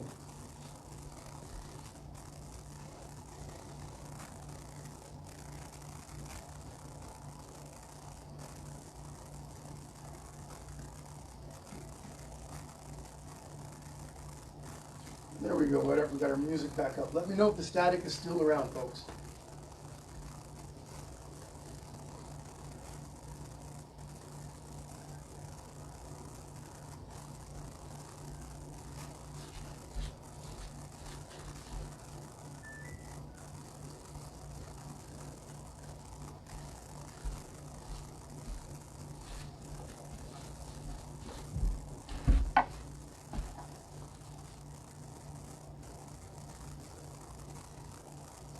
All right, folks, let me see some thumbs up if we're ready to move along.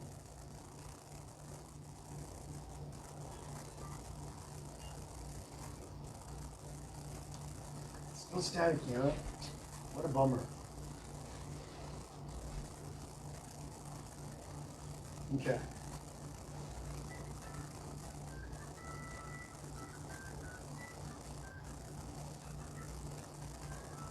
Okay. All right, so it sounds like it's still staticky, but not loud enough where it's interfering. Okay, so I've got some thumbs up. Looks like we're ready to move on.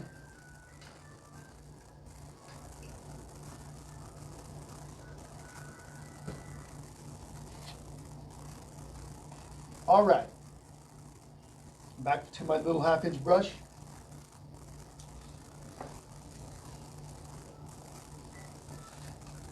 I'm going to clean it up a little bit, add some brown in it. So again, swirl the brush around in the cup.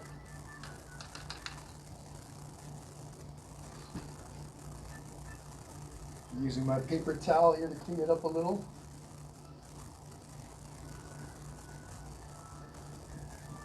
Now I'm going to take some white.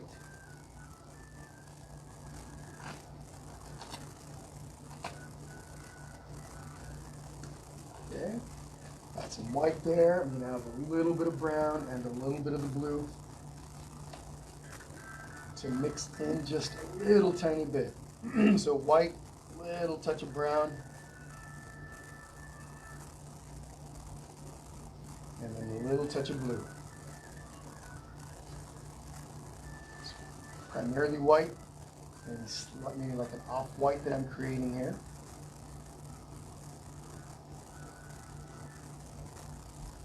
Here we go. Towards the inside of each segment. Use my brush here.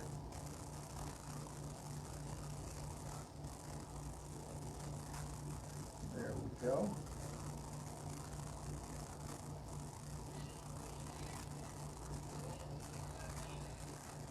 Making these little streaks here, right? I don't need a perfectly blended pumpkin here. We want to have some subtle changes within the brush stroke, so I can see a little bit of the brown, a little bit of the blue kind of peeking through.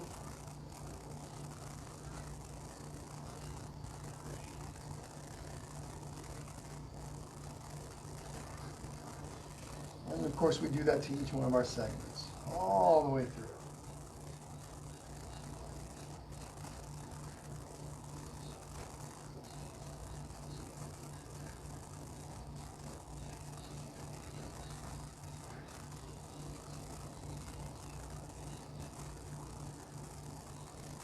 There we go, just like that.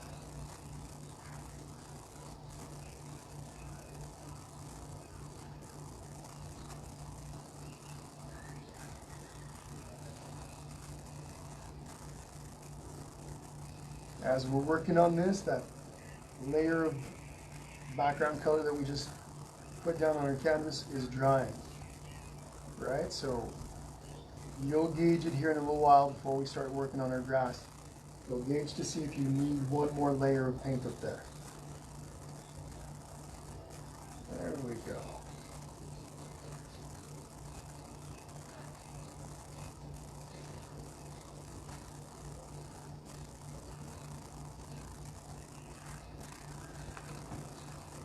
I'm going to take this moment to fix this little blob of paint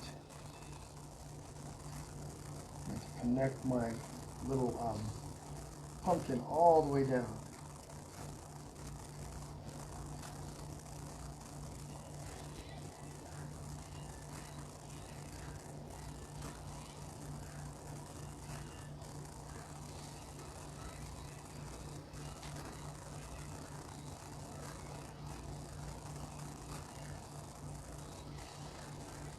I'm also going through and using the brush on the very edges of my pumpkin to define the edges.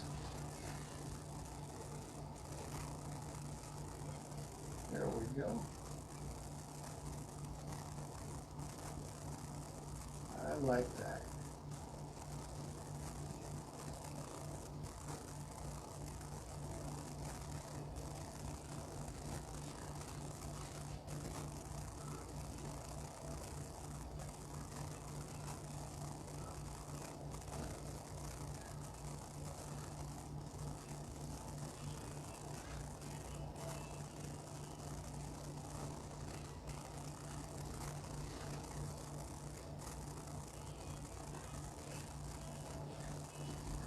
Next step, you're going to take a little bit of the brown, a little tiny bit of it, mix it into that lighter paint that we were just using, and then you're going to come right over to the sides, or sorry, the little, right where the darker segments are, right? Come right in there,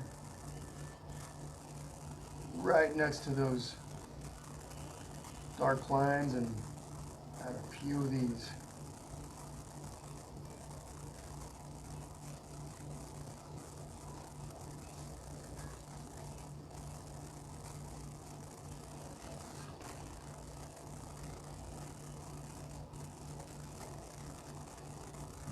Go.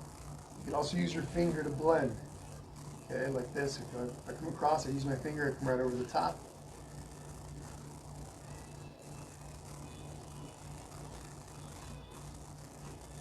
There we go.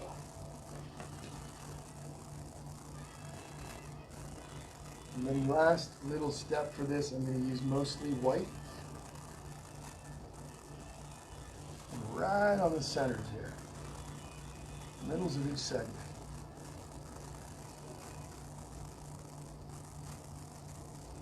There we go.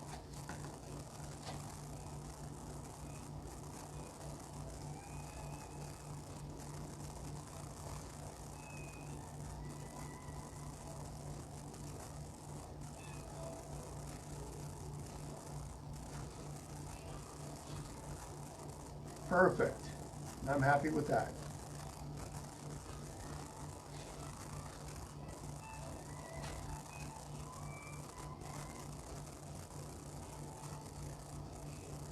All right, anybody have any questions?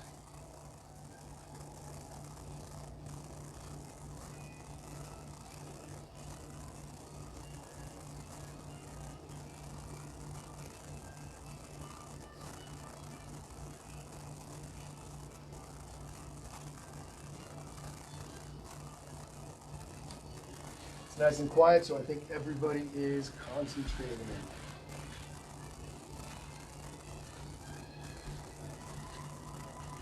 From time to time, take a little step back.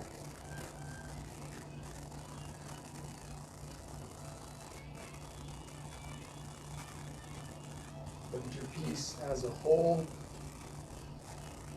and see where you can make changes or where you need to make little adjustments.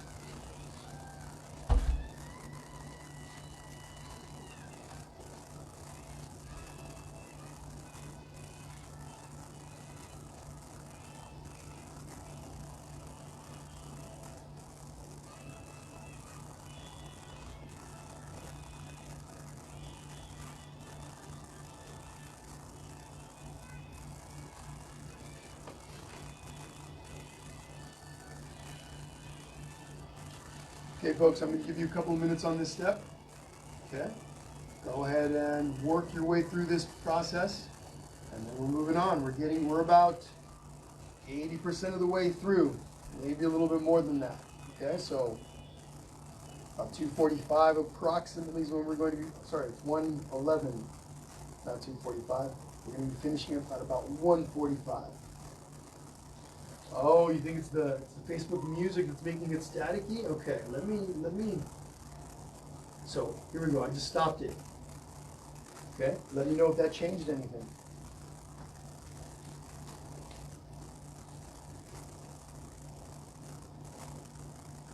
So Carrie Sestak says the Facebook music makes the audio staticky.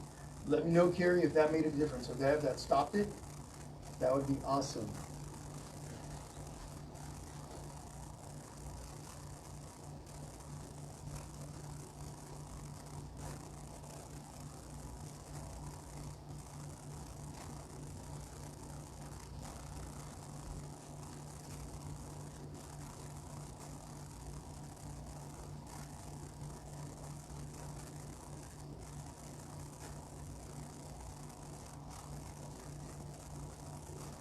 Okay. Rebecca Arnold said no difference. Okay.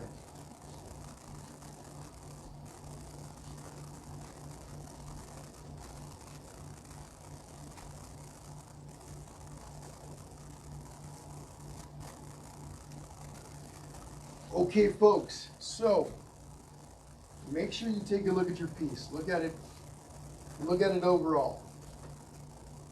Now's the time to make any adjustments to your pumpkins, if you feel they need any. Don't worry about the stems so much. We're going to be adding some dark black and brown to these and a little bit refining them a bit. Okay, don't worry about the stems. I'm talking about the colors inside, the shading, all of that stuff. Take a look at that. And now's the time to make some adjustments, okay? What we're going to do is, in a moment, we're going to start adding the grass, the dried grass and the white little flowers and that kind of stuff. Before we do that, look at your pumpkin, see if there's anything that needs to be adjusted. Maybe some highlights or some darker sections. You want to add some of those. You will have some time to do that afterwards as well. But for now, just kind of do a quick look, see if you can add a few of those in there if you need them. And then the other thing is I want you to take a look at your background. How does it look? Is it solid? Is it even? If you need another layer, now would be the time to add it, okay? So look at that and see what you think. Because in about 3 minutes, we're gonna start in on the grass, okay? At the bottom, the grass on the bottom.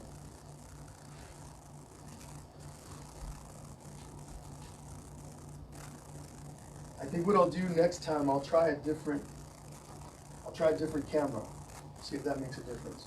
The weird thing is the static doesn't start right at the beginning. It looks like it starts at some point later. So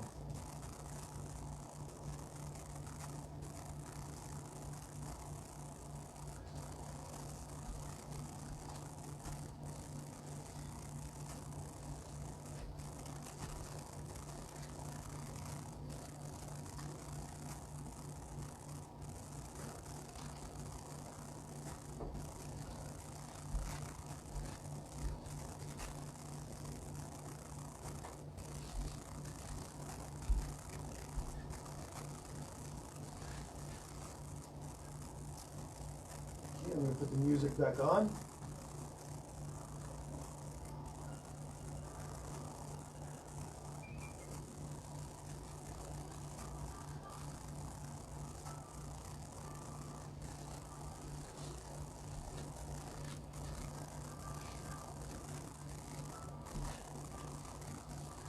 All right, folks, give me some thumbs up if you're ready to move on to the next step. Or do you guys need a couple minutes?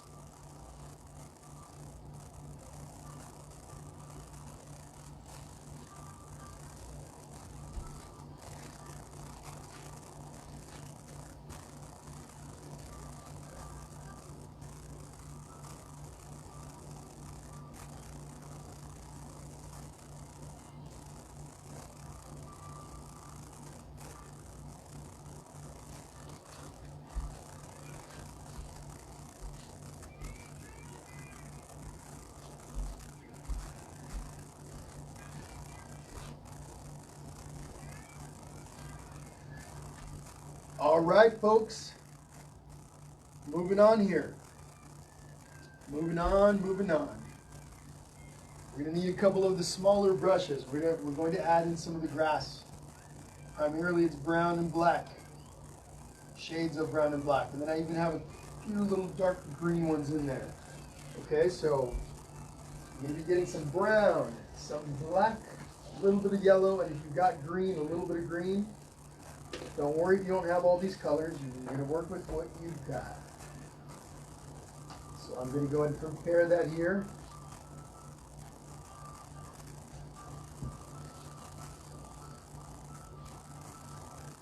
So again, brown, black, yellow, a little bit of green.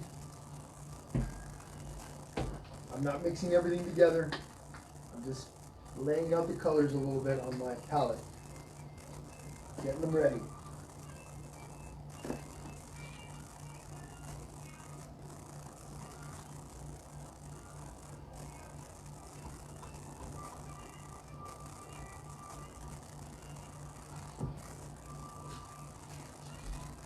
So for the grass, you're going to be needing your smaller brushes.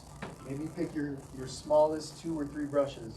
So I've got this little 1/8 inch flat brush that I'll be using. I've got this 1/2 inch brush, and then I can also use a little pointy liner brush. Let me see, hang on, let's see if I've got, yeah, I'm using my little 1/4 inch brush also. So I got these brushes right here. I'm going to use all of them to make some of these grass reeds. Still got myself a little bit brown. I'm going to start with this color right here. Now watch me do a few of these first. I want to make sure you guys get the process. So these guys start broad at the base, and as they go up, they get really nice and skinny. Some of them get to a small little tiny point. Okay, so what you want to do, again, I'm using my small little 1/4 inch brush, this little guy right here.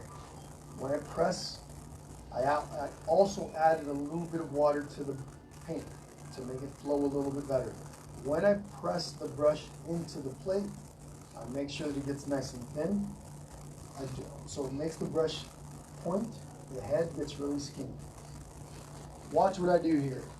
I'm gonna make a little grass reed that starts right here. So I start at the base, I press down with my brush, I curve it up, and as I get up towards the top, I pull away from the canvas. As I pull away, what that does is it makes that head, or the point, get smaller. Okay? So I'll do this a few times here, make a bunch of different lengths of this, lengths grass in this color. So some are going to be nice and short. And you can work quickly through this process once you've done a few of them, but again, for the long ones, you start. You press down on the brush, you come up, and as you get up towards the top, you pull away. Okay? We're going to do them in various colors, as I mentioned. So do a few of these. Both sides.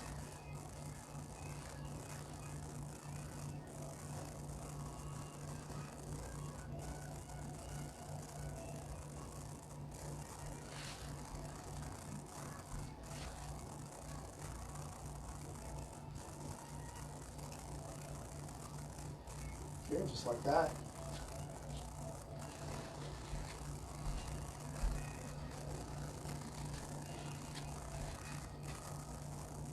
A couple of long ones that come up, curve inwards towards the top, and maybe taper off. Just like this one. Okay. You'll also come over to the top and do a couple here as well. Just one.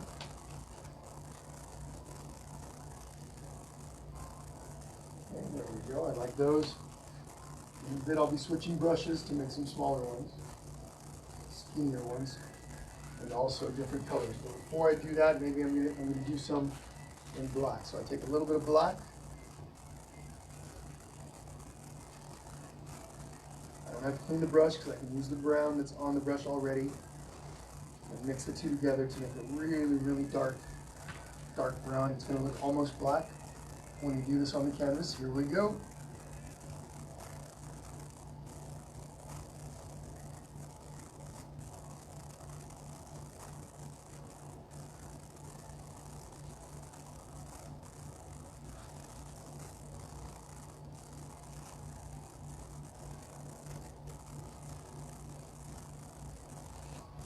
All right, I come over to the other side, do the same thing.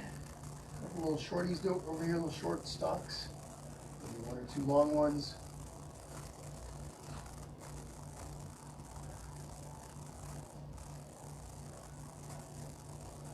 There we go.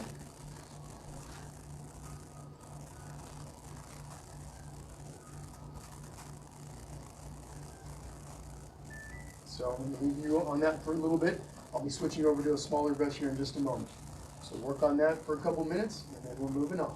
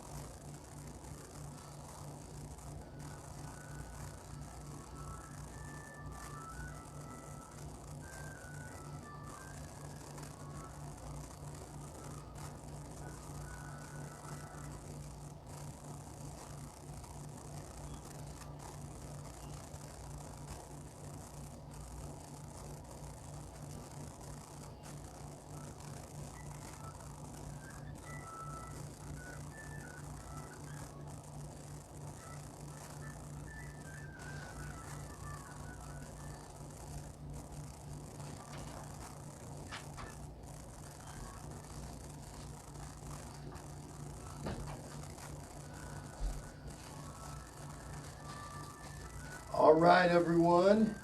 So, I'm going to switch brushes. I'm going to switch to a smaller brush still. Let me find one here. I'm switching over to my little eighth inch brush. Again, you don't have to have the exact brush. As long as you've got something similar, you're good to go. And I'm going to take some of that really dark brown that I created just a bit ago, and I'm going to come over. I press down on the brush against the plate to make the head nice and skinny again. And I'm going to, right in here, I'm going to make this guy right here, this long, tall one, right there. What I say about making these long lines, you can place your finger on the canvas and commit once you go. This one I'm going to start at the top. There we go. Okay, connect it right to the top of my pumpkin. It's actually behind the pumpkin, obviously. Let's make another one over here. In this case, I do the reverse. I start barely touching the canvas, and as I go down, I start to press a little more firmly on that brush to make the base a little wider. Okay, so there's that. Let's see, there's a couple right here.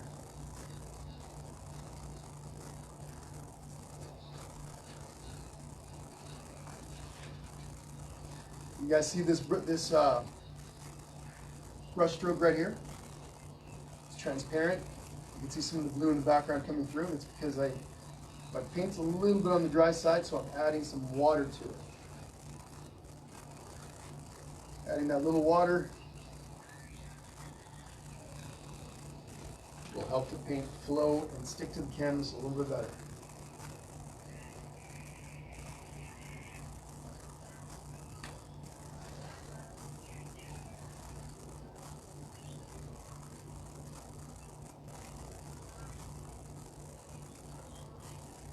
Using my pinky stabilizer for this one. There we go.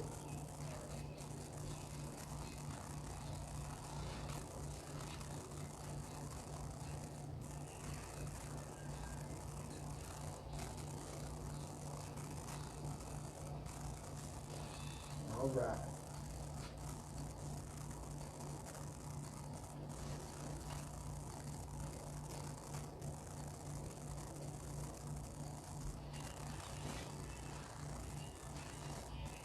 Since I'm working with the black, or this really dark brown, what I'm going to do here is I'm going to take a moment to add some of this color in the stems. Okay? So, mix the two together here. The brown and the black, and I'm just going to come in here. I don't have to cover the entire stem in this color. I just go through. Probably be better if I use a bigger brush for this.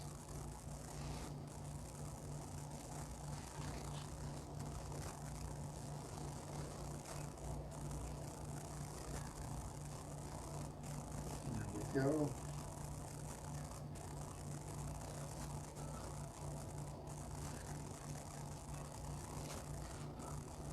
Maybe I'll let some of the brown come through as well. Add a little bit more brown to this.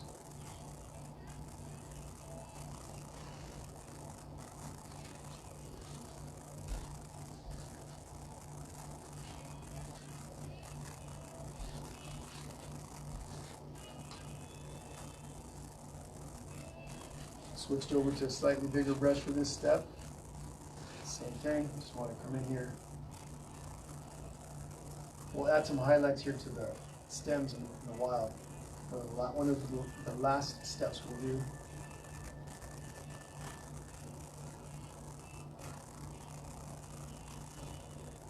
There we go.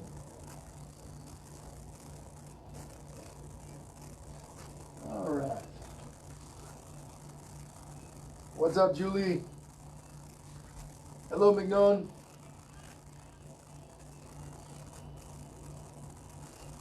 Mignon, of course, the video will be available later.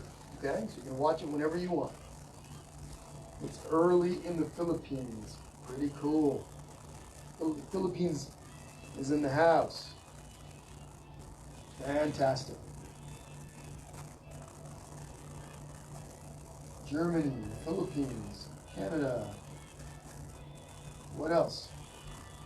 Anybody painting from somewhere else? I'm curious. It'd be fantastic to know. Australia, maybe?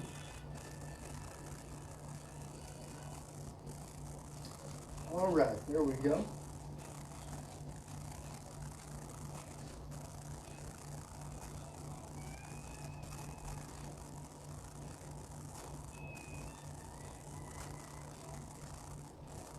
All right, now I'm going to make, you guys see these long ones right here? These long ones, one here, this one, actually this one, yeah, we'll add that one as well. But these two long ones over there that go across, here and here. We're gonna make those now. So, my little 1/4 inch brush, this big one right here starts about right here.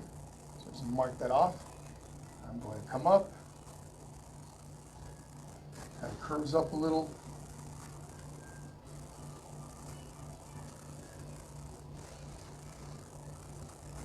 So I'm in sunny Southern California. Beth Elaine Torres asks, where exactly are you? Riverside County, close to where all the fires are.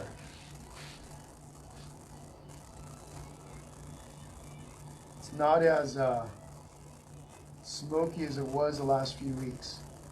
I think last week was pretty smoky, and then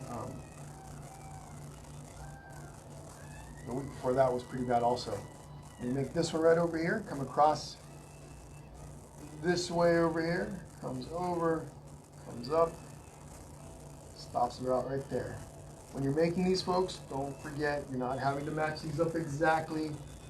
Don't stress about making the exact same thing that I've got. Just as long as you're making something similar, you're going to be all right. Take your time. All of these pieces don't have to be in place by the time we're done. You can always come back to them. Okay? All right. Got this long skinny one right here. That one's next. And that one connects to right about here. I'm going to start this one here at the top. Comes down nice and skinny. Barely touching the canvas. And I start pressing a little bit more as it comes down. There we go. Perfect. Where are you, Beth?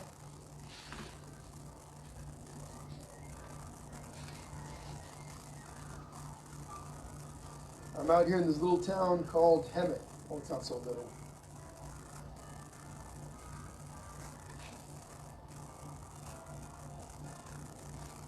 And we're going to do one more over here.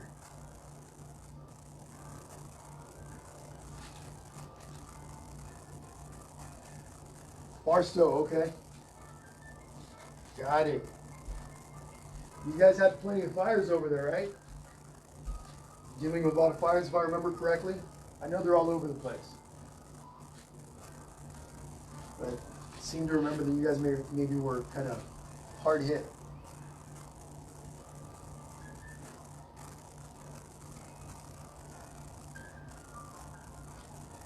Okay, so again, from time to time, take a little step back, look at your piece. I want to add a few more blades of grass down at the bottom. I'm going to change up the color a little bit. I'm going to add a little bit more yellow to my mixture to make some brighter colored ones.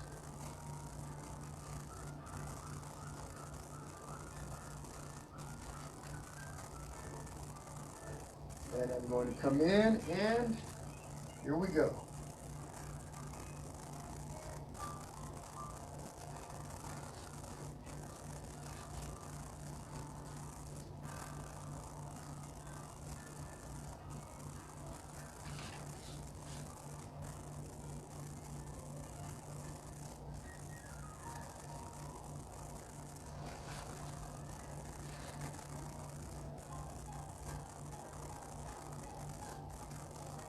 Where was it that the fire started with that couple I was doing the gender reveal. Where was that? Got it. Yeah, yeah. Trying to remember. I think it was the high desert where a couple was doing that gender reveal, and that's where they started one of those big fires that we got going on. Might be out by now, but gender reveal caused a whole bunch of damage.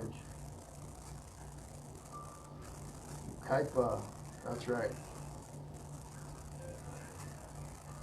All right.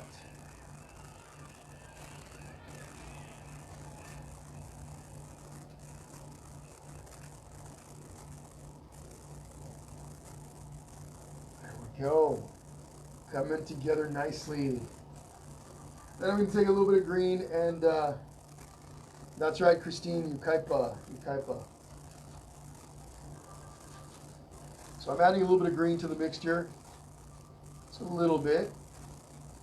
Kind of a mustard green color that I've just created. And I'm just going to come in here and add a few of these guys.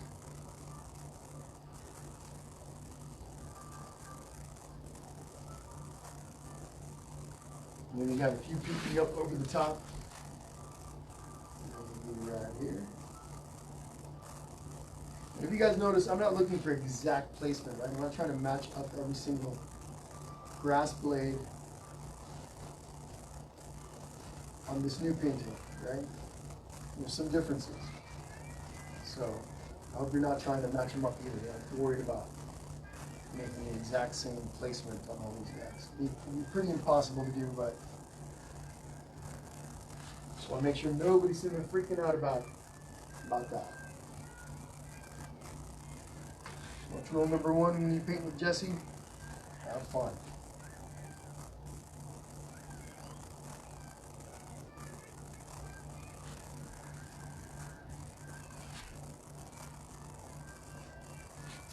There we go. All right.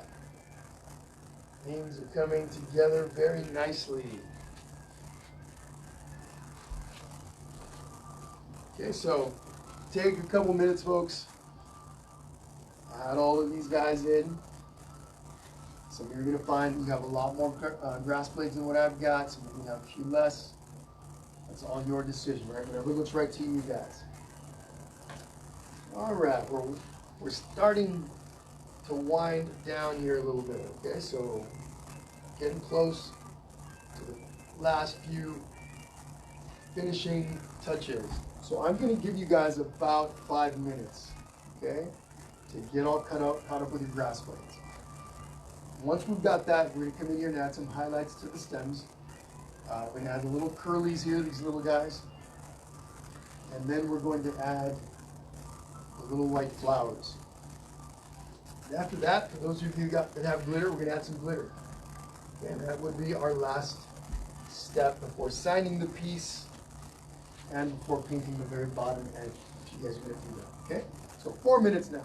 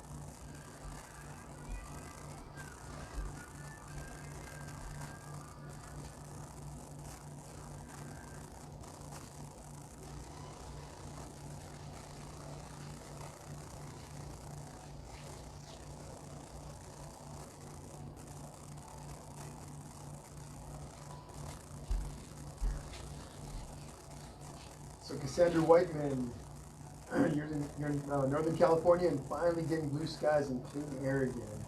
Awesome. Gary Sestak is in Michigan. Pretty cool.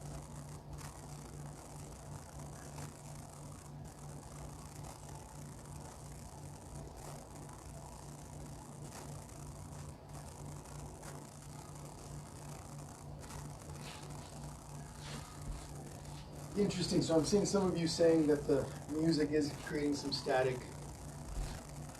All right. We'll tweak things for next time.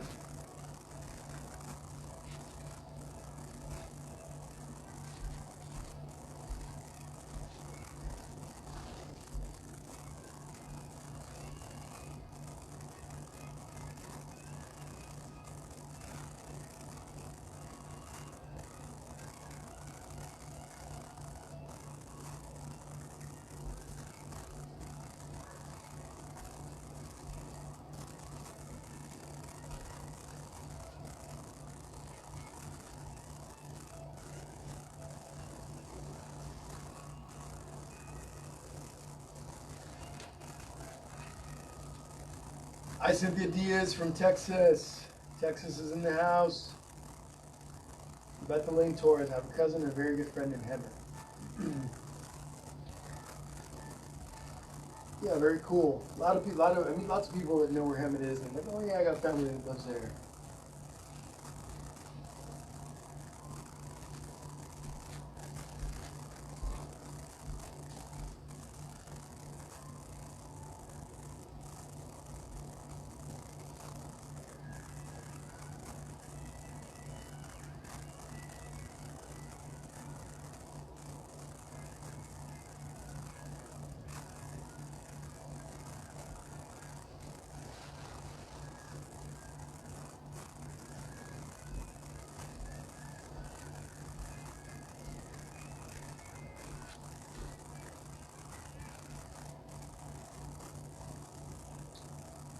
Hey, Jessica Morris. So the video will stay up for at least a couple of weeks. Okay? I'm changing some of the stuff that we're doing here. So all the videos that we've done so far, I leave them up. They've been up, some of them for more than 2-3 months now. I'll be changing things up here in the not too distant future, but at least for now, this video will be up for at least another couple of weeks. Okay? So you can always come back and check it out. Jennifer Monroe Pena, San Diego, California. My dad lives in San Diego. Jennifer Monroe, yeah, family in Hemet. Cool. All right, everybody, here we go. Last few steps. You're gonna need a little tiny brush, a little skinny thing, right? Little tiny bit of white. And you can mix a little bit of that white with your black or your brown just to tone it down a little bit. You may also want to add a little bit of water to it. Halifax, Nova Scotia in the house. You got it, Joanne. My pleasure. So here we go. So again, a little bit of white, tone it down with a little bit of brown and black. So what I'm going to do is I'm going to come up here to the top of the stem. This is going to be a little hard for you guys to pick up on the video. I'm just making some little subtle highlights throughout.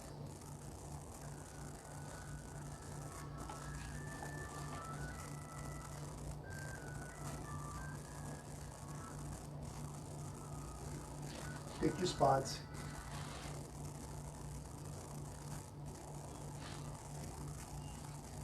You want to do the same thing to all the stems. Just a few little highlights. Give your stems some dimension.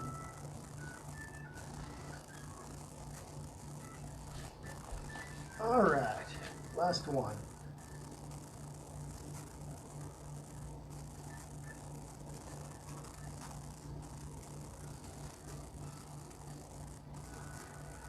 You got it, Tiffany. You're very welcome. Don't say you got it, Jesse. You are very welcome. Glad you enjoyed it. Thank you so much for joining in. Folks, if you guys are leaving, don't forget, please send me pictures of your masterpieces. Again, I don't care if you finish today, you finish tomorrow, whenever you finish, please send me a picture of what you created. You check it out up close, where I added some of these little highlights. Again, nothing fancy, just a few little highlights to make your stems stand out a little bit. Okay. Even up close, it's probably hard to see, but hopefully you can see. Okay, little curly branches coming up. I'm definitely going to use a little bit of water with this mixture. Some black, a little bit of brown,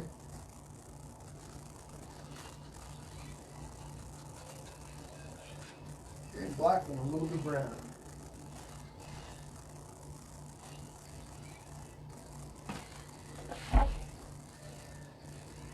I'm going to start right up here, okay, right in here on this pumpkin. I'm going to come through here, I'm using my little pinky hand stabilizer here. Just make some little loops.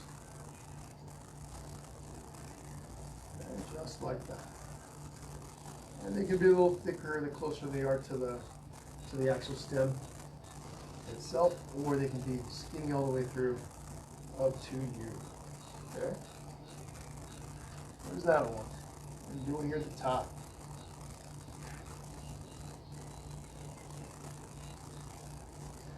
Okay? You might want to practice on a piece of paper before you commit to your actual painting. Find a little spot somewhere on a piece of paper, cardboard, or whatever, and then practice. Or maybe even on a paper plate. Practice these little loopy stems, loopy branches. But it helps if you add a little bit of water to your paint. Okay? Here we go, down here.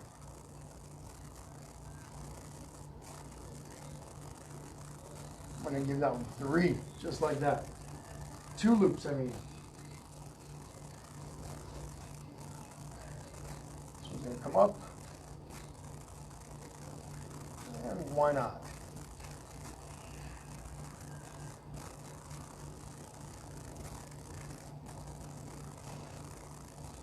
There we go.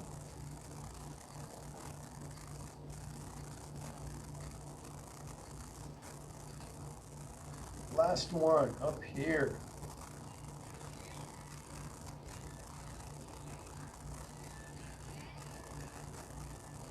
Maybe we got one that comes down like this, loops down.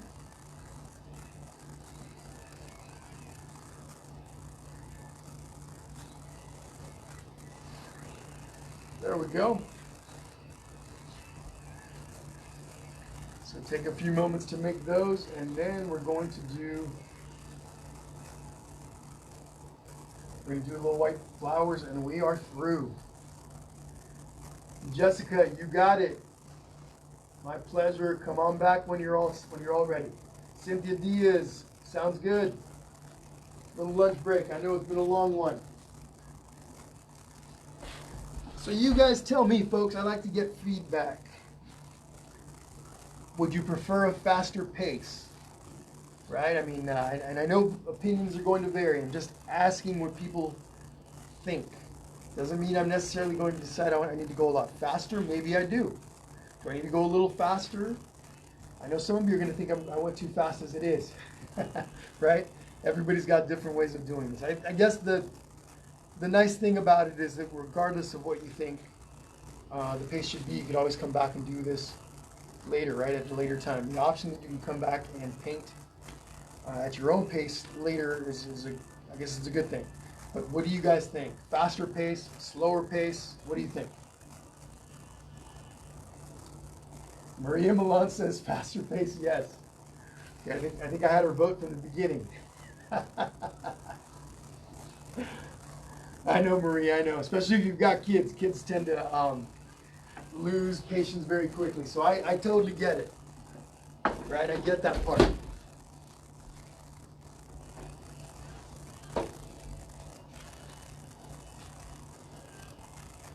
And be honest, folks, I'm not going to be upset either way. I want to hear feedback. I mean, I could definitely, and I'm seeing some of you guys mention already down there, right? I like to know what it is that the people that follow the page like, in a general sense. But just keep in mind, right? The faster we go, the more likely you are to miss a step, that kind of thing. But, okay. Seeing lots of people saying that the pace is a good one. Okay, cool. And if you disagree, folks, don't be shy. Nobody's going to jump on you. just be aware that, there's going to be differences in opinion on that. So I do appreciate you guys' feedback. Thank you so, so much. All right. Even if you're not done with those little curlings, we're going to take some white and we're going to add the little white flowers to our painting. And we are just about done, other than the glitter. And I will demonstrate the glitter for those of you that have it. So if you have glitter or you want to see how it works, and because you plan on getting some later, hang tight. Stick around. Don't go away. I'll tell you when that step comes up. We're almost there. So I'm going to take one of my smaller brushes. A little 1/4-inch brush or 1/2-inch brush will work.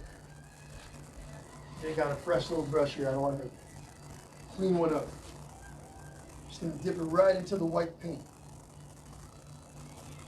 Okay. Here's what I'm going to do. Okay, I'm going to start with this little guy right here. All I'm going to do, pretty basic. I'm going to take my brush and just alternate.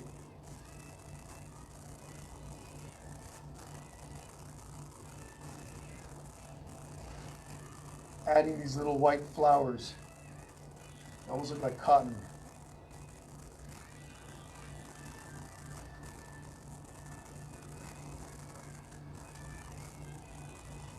All the way down. And you don't have to touch the base, right? Just come close. You're fine. And I'll do the same thing over here.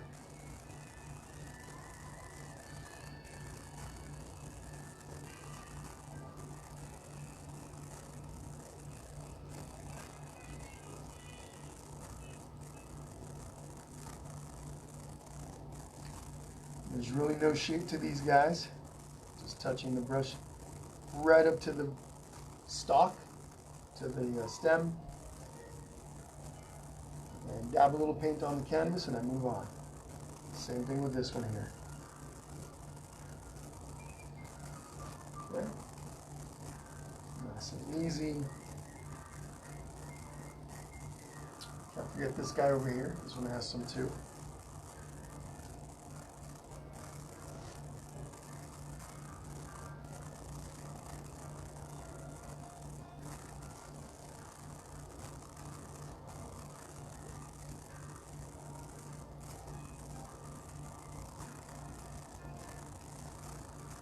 All the way down.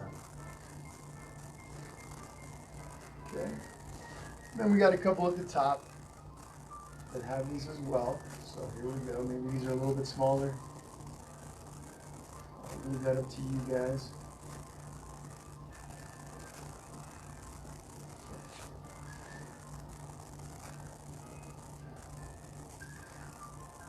Cynthia, I'm using this little tiny 1/4-inch brush, flat. Again, little flat brush, little small thing. And I'm just dabbing. Yes, Wonder, I'm just dabbing with the brush. So I'm not really creating too much shape. I just take the brush and I touch it to the canvas, press down a little bit, then I lift it. Watch this. I'll try to come close to the canvas, or to the camera. Good question, guys. Just dabbing. Using the shape of the brush to create these guys. Oops.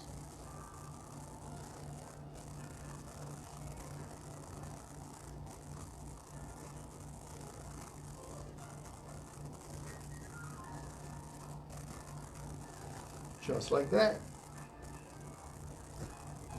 Nothing to it. And I've got this one dark reed that comes up, or stem that comes up like this. I could add some to that one also. I don't have it here. Sorry, I'd have to add the stem and then I could add some to that. So I'm going to go ahead and do it just for those of you that might want to create it on yours and you want to see it done on mine. Start with a little stem first.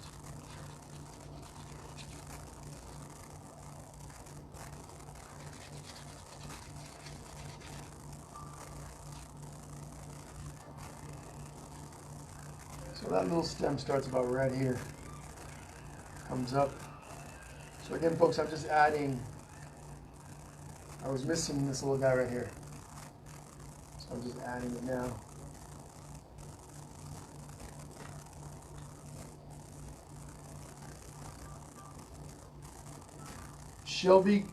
Shelby asks a great question. When making grass, how do you keep the paint from fading at the end of the blade of grass? Okay, perfect question. So sometimes it is a little tricky to do so, to keep that from happening. Here's what I do. So I make sure that I've got a little bit of water mixed into my paint. So for example, let's say I'm working with this color here. I'll dip my brush into the paint a couple of times. So into the water, sorry. So I'll do this. I dip into my brush. There's obviously going to be some droplets of water, some water that the brush soaks up. Let's see if I can do this without dropping my water cup here. So then I come over and I do this. I mix that water into the paint. What you don't want to have is runny paint. So you want to make sure that while you're adding water to this, you don't want to make it so that it's so much water that it's running. So what I do is I'll hold my palette up sideways like this. If it's runny, obviously I'm going to see that, right? As long as it's not runny, I'm good to go. What that water does is it allows the paint to flow better, to stick to the canvas better. So for example, once I've done that, let's say I wanted to do a stem. Let's go, we'll go down here. Let's get this cup out of here before it ends up on the floor. So somewhere where you can see it, right here. I press down, I come up, and you'll see it'll start to fade a little bit. That's okay. I can simply go right back over the same spot. I might require a couple of times to do this, but that little extra water will help that. Also, try doing it with different brushes. Like if I go to a really small brush and I do the same thing to just the point of that grass blade, it's going to make a big difference. So I just use my little 1/4-inch brush. Now I'm switching over to a smaller, slightly smaller brush, and I'll do the same thing, but I'm only going to do it up here at the top. Now my point is a little thinner. The tip of the blade of grass gets skinnier. I can do that here too, for example.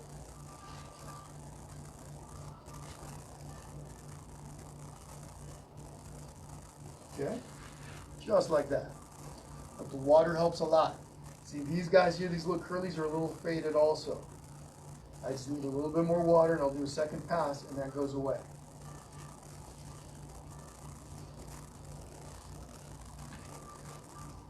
So I could come in and do this.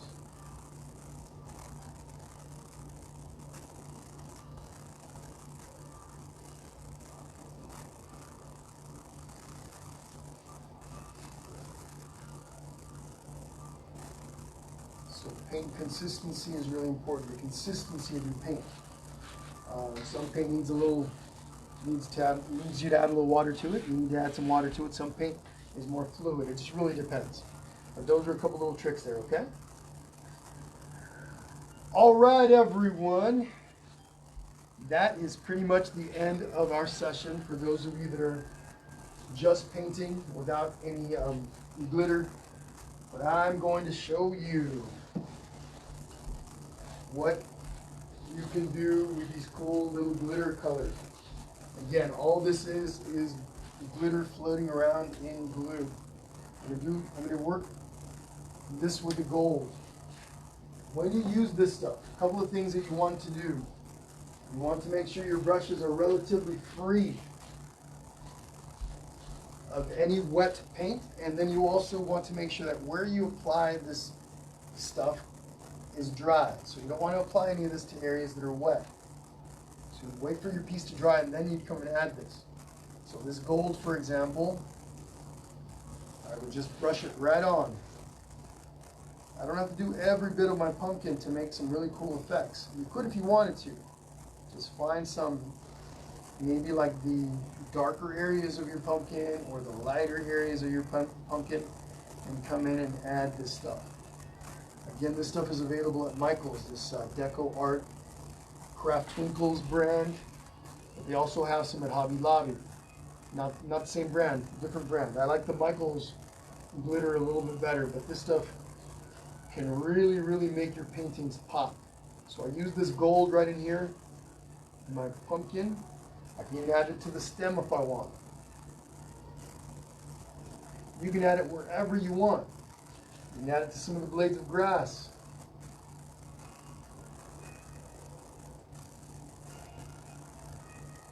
You don't have to add it to everything, but whatever you do add it to will stand out. That area, if you want to emphasize something on your canvas, that area is going to stand out. Okay, so there's that gold, and I got this really cool glitter stuff. Mary Hawkins Smith Clark, yes, the video will be available right after the live, okay? Diana Hilt says we call flowers push willows. Let's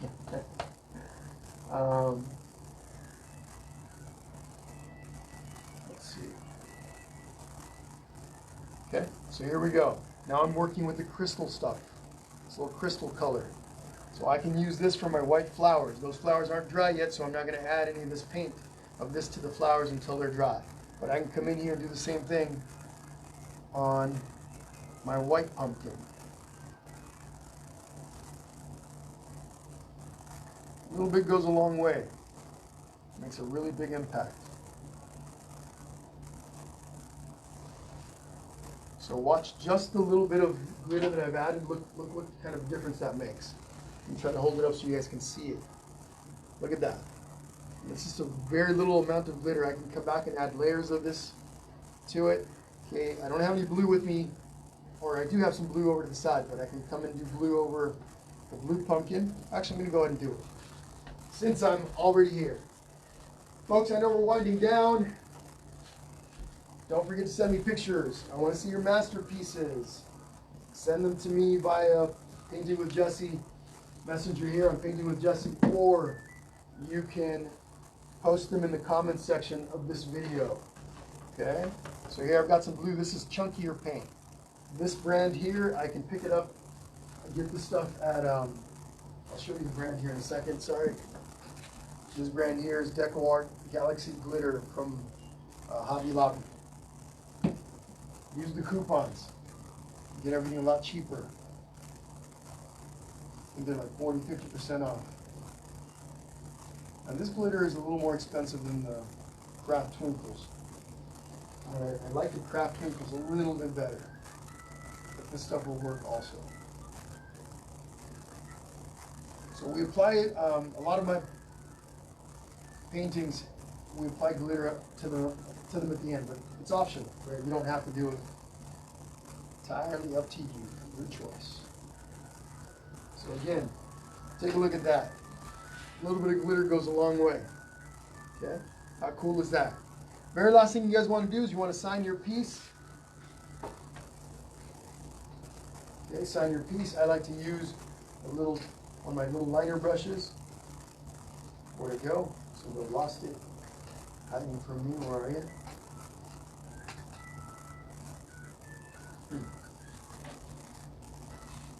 There you are. Oh. So you can sign it with your initials, you can sign it with your first name, your last name. Whatever you want to do. Usually most artists will sign in one of the bottom corners. I'll come over here. If you guys are painting on a canvas and you want to paint the bottom edge, now's when you would do it. Okay? What I mean by that is this guy right down in here. You can paint that bottom edge now. All right, everyone. I know this one was a long one. Thank you to all of you that stuck around to the very end. I know it was kind of a lengthy one, but this kind of painting requires layering. Okay? So I appreciate you guys sticking around. For those of you that weren't able to finish or weren't able to paint today, this video will stay up, so you can come back and watch it. It's going to be up for at least the next couple of weeks, maybe longer. But you'll be able to come back and watch it whenever you want. Don't forget, folks, if you're interested in supporting the page a bit, I know this is backwards, but I'm going to read it off. The information's in the description of the video. I've got a Venmo, Jesse Mendeville at Painting with Jesse, spelled exactly like what you see on the page. I've got a PayPal, paypal.me/, Painting with Jesse. All one word right there, all one word. And then Zelle 951-217-2237. This information is in the description of the video. I apologize for it being backwards. I forgot that when you use the front-facing camera for these videos, it gets flipped. But anyway, I really appreciate your company today. I hope you all had as much fun as I did. Thank you all for your feedback and your questions and your comments. I will see you guys next week for the Halloween painting. Hopefully a bunch of you can make it. Don't forget, I got a couple of kids' videos coming up during the week. I don't know what I'm painting just yet. I will have those events up by tomorrow. I know it's a little late, but those events, are geared towards kids. Adults can paint as well, but those are a lot shorter, about an hour, hour and a half, depending. So anyway, folks, thank you guys again. I hope that everyone has a awesome rest of the day, and I'll talk to you all very soon. Bye-bye.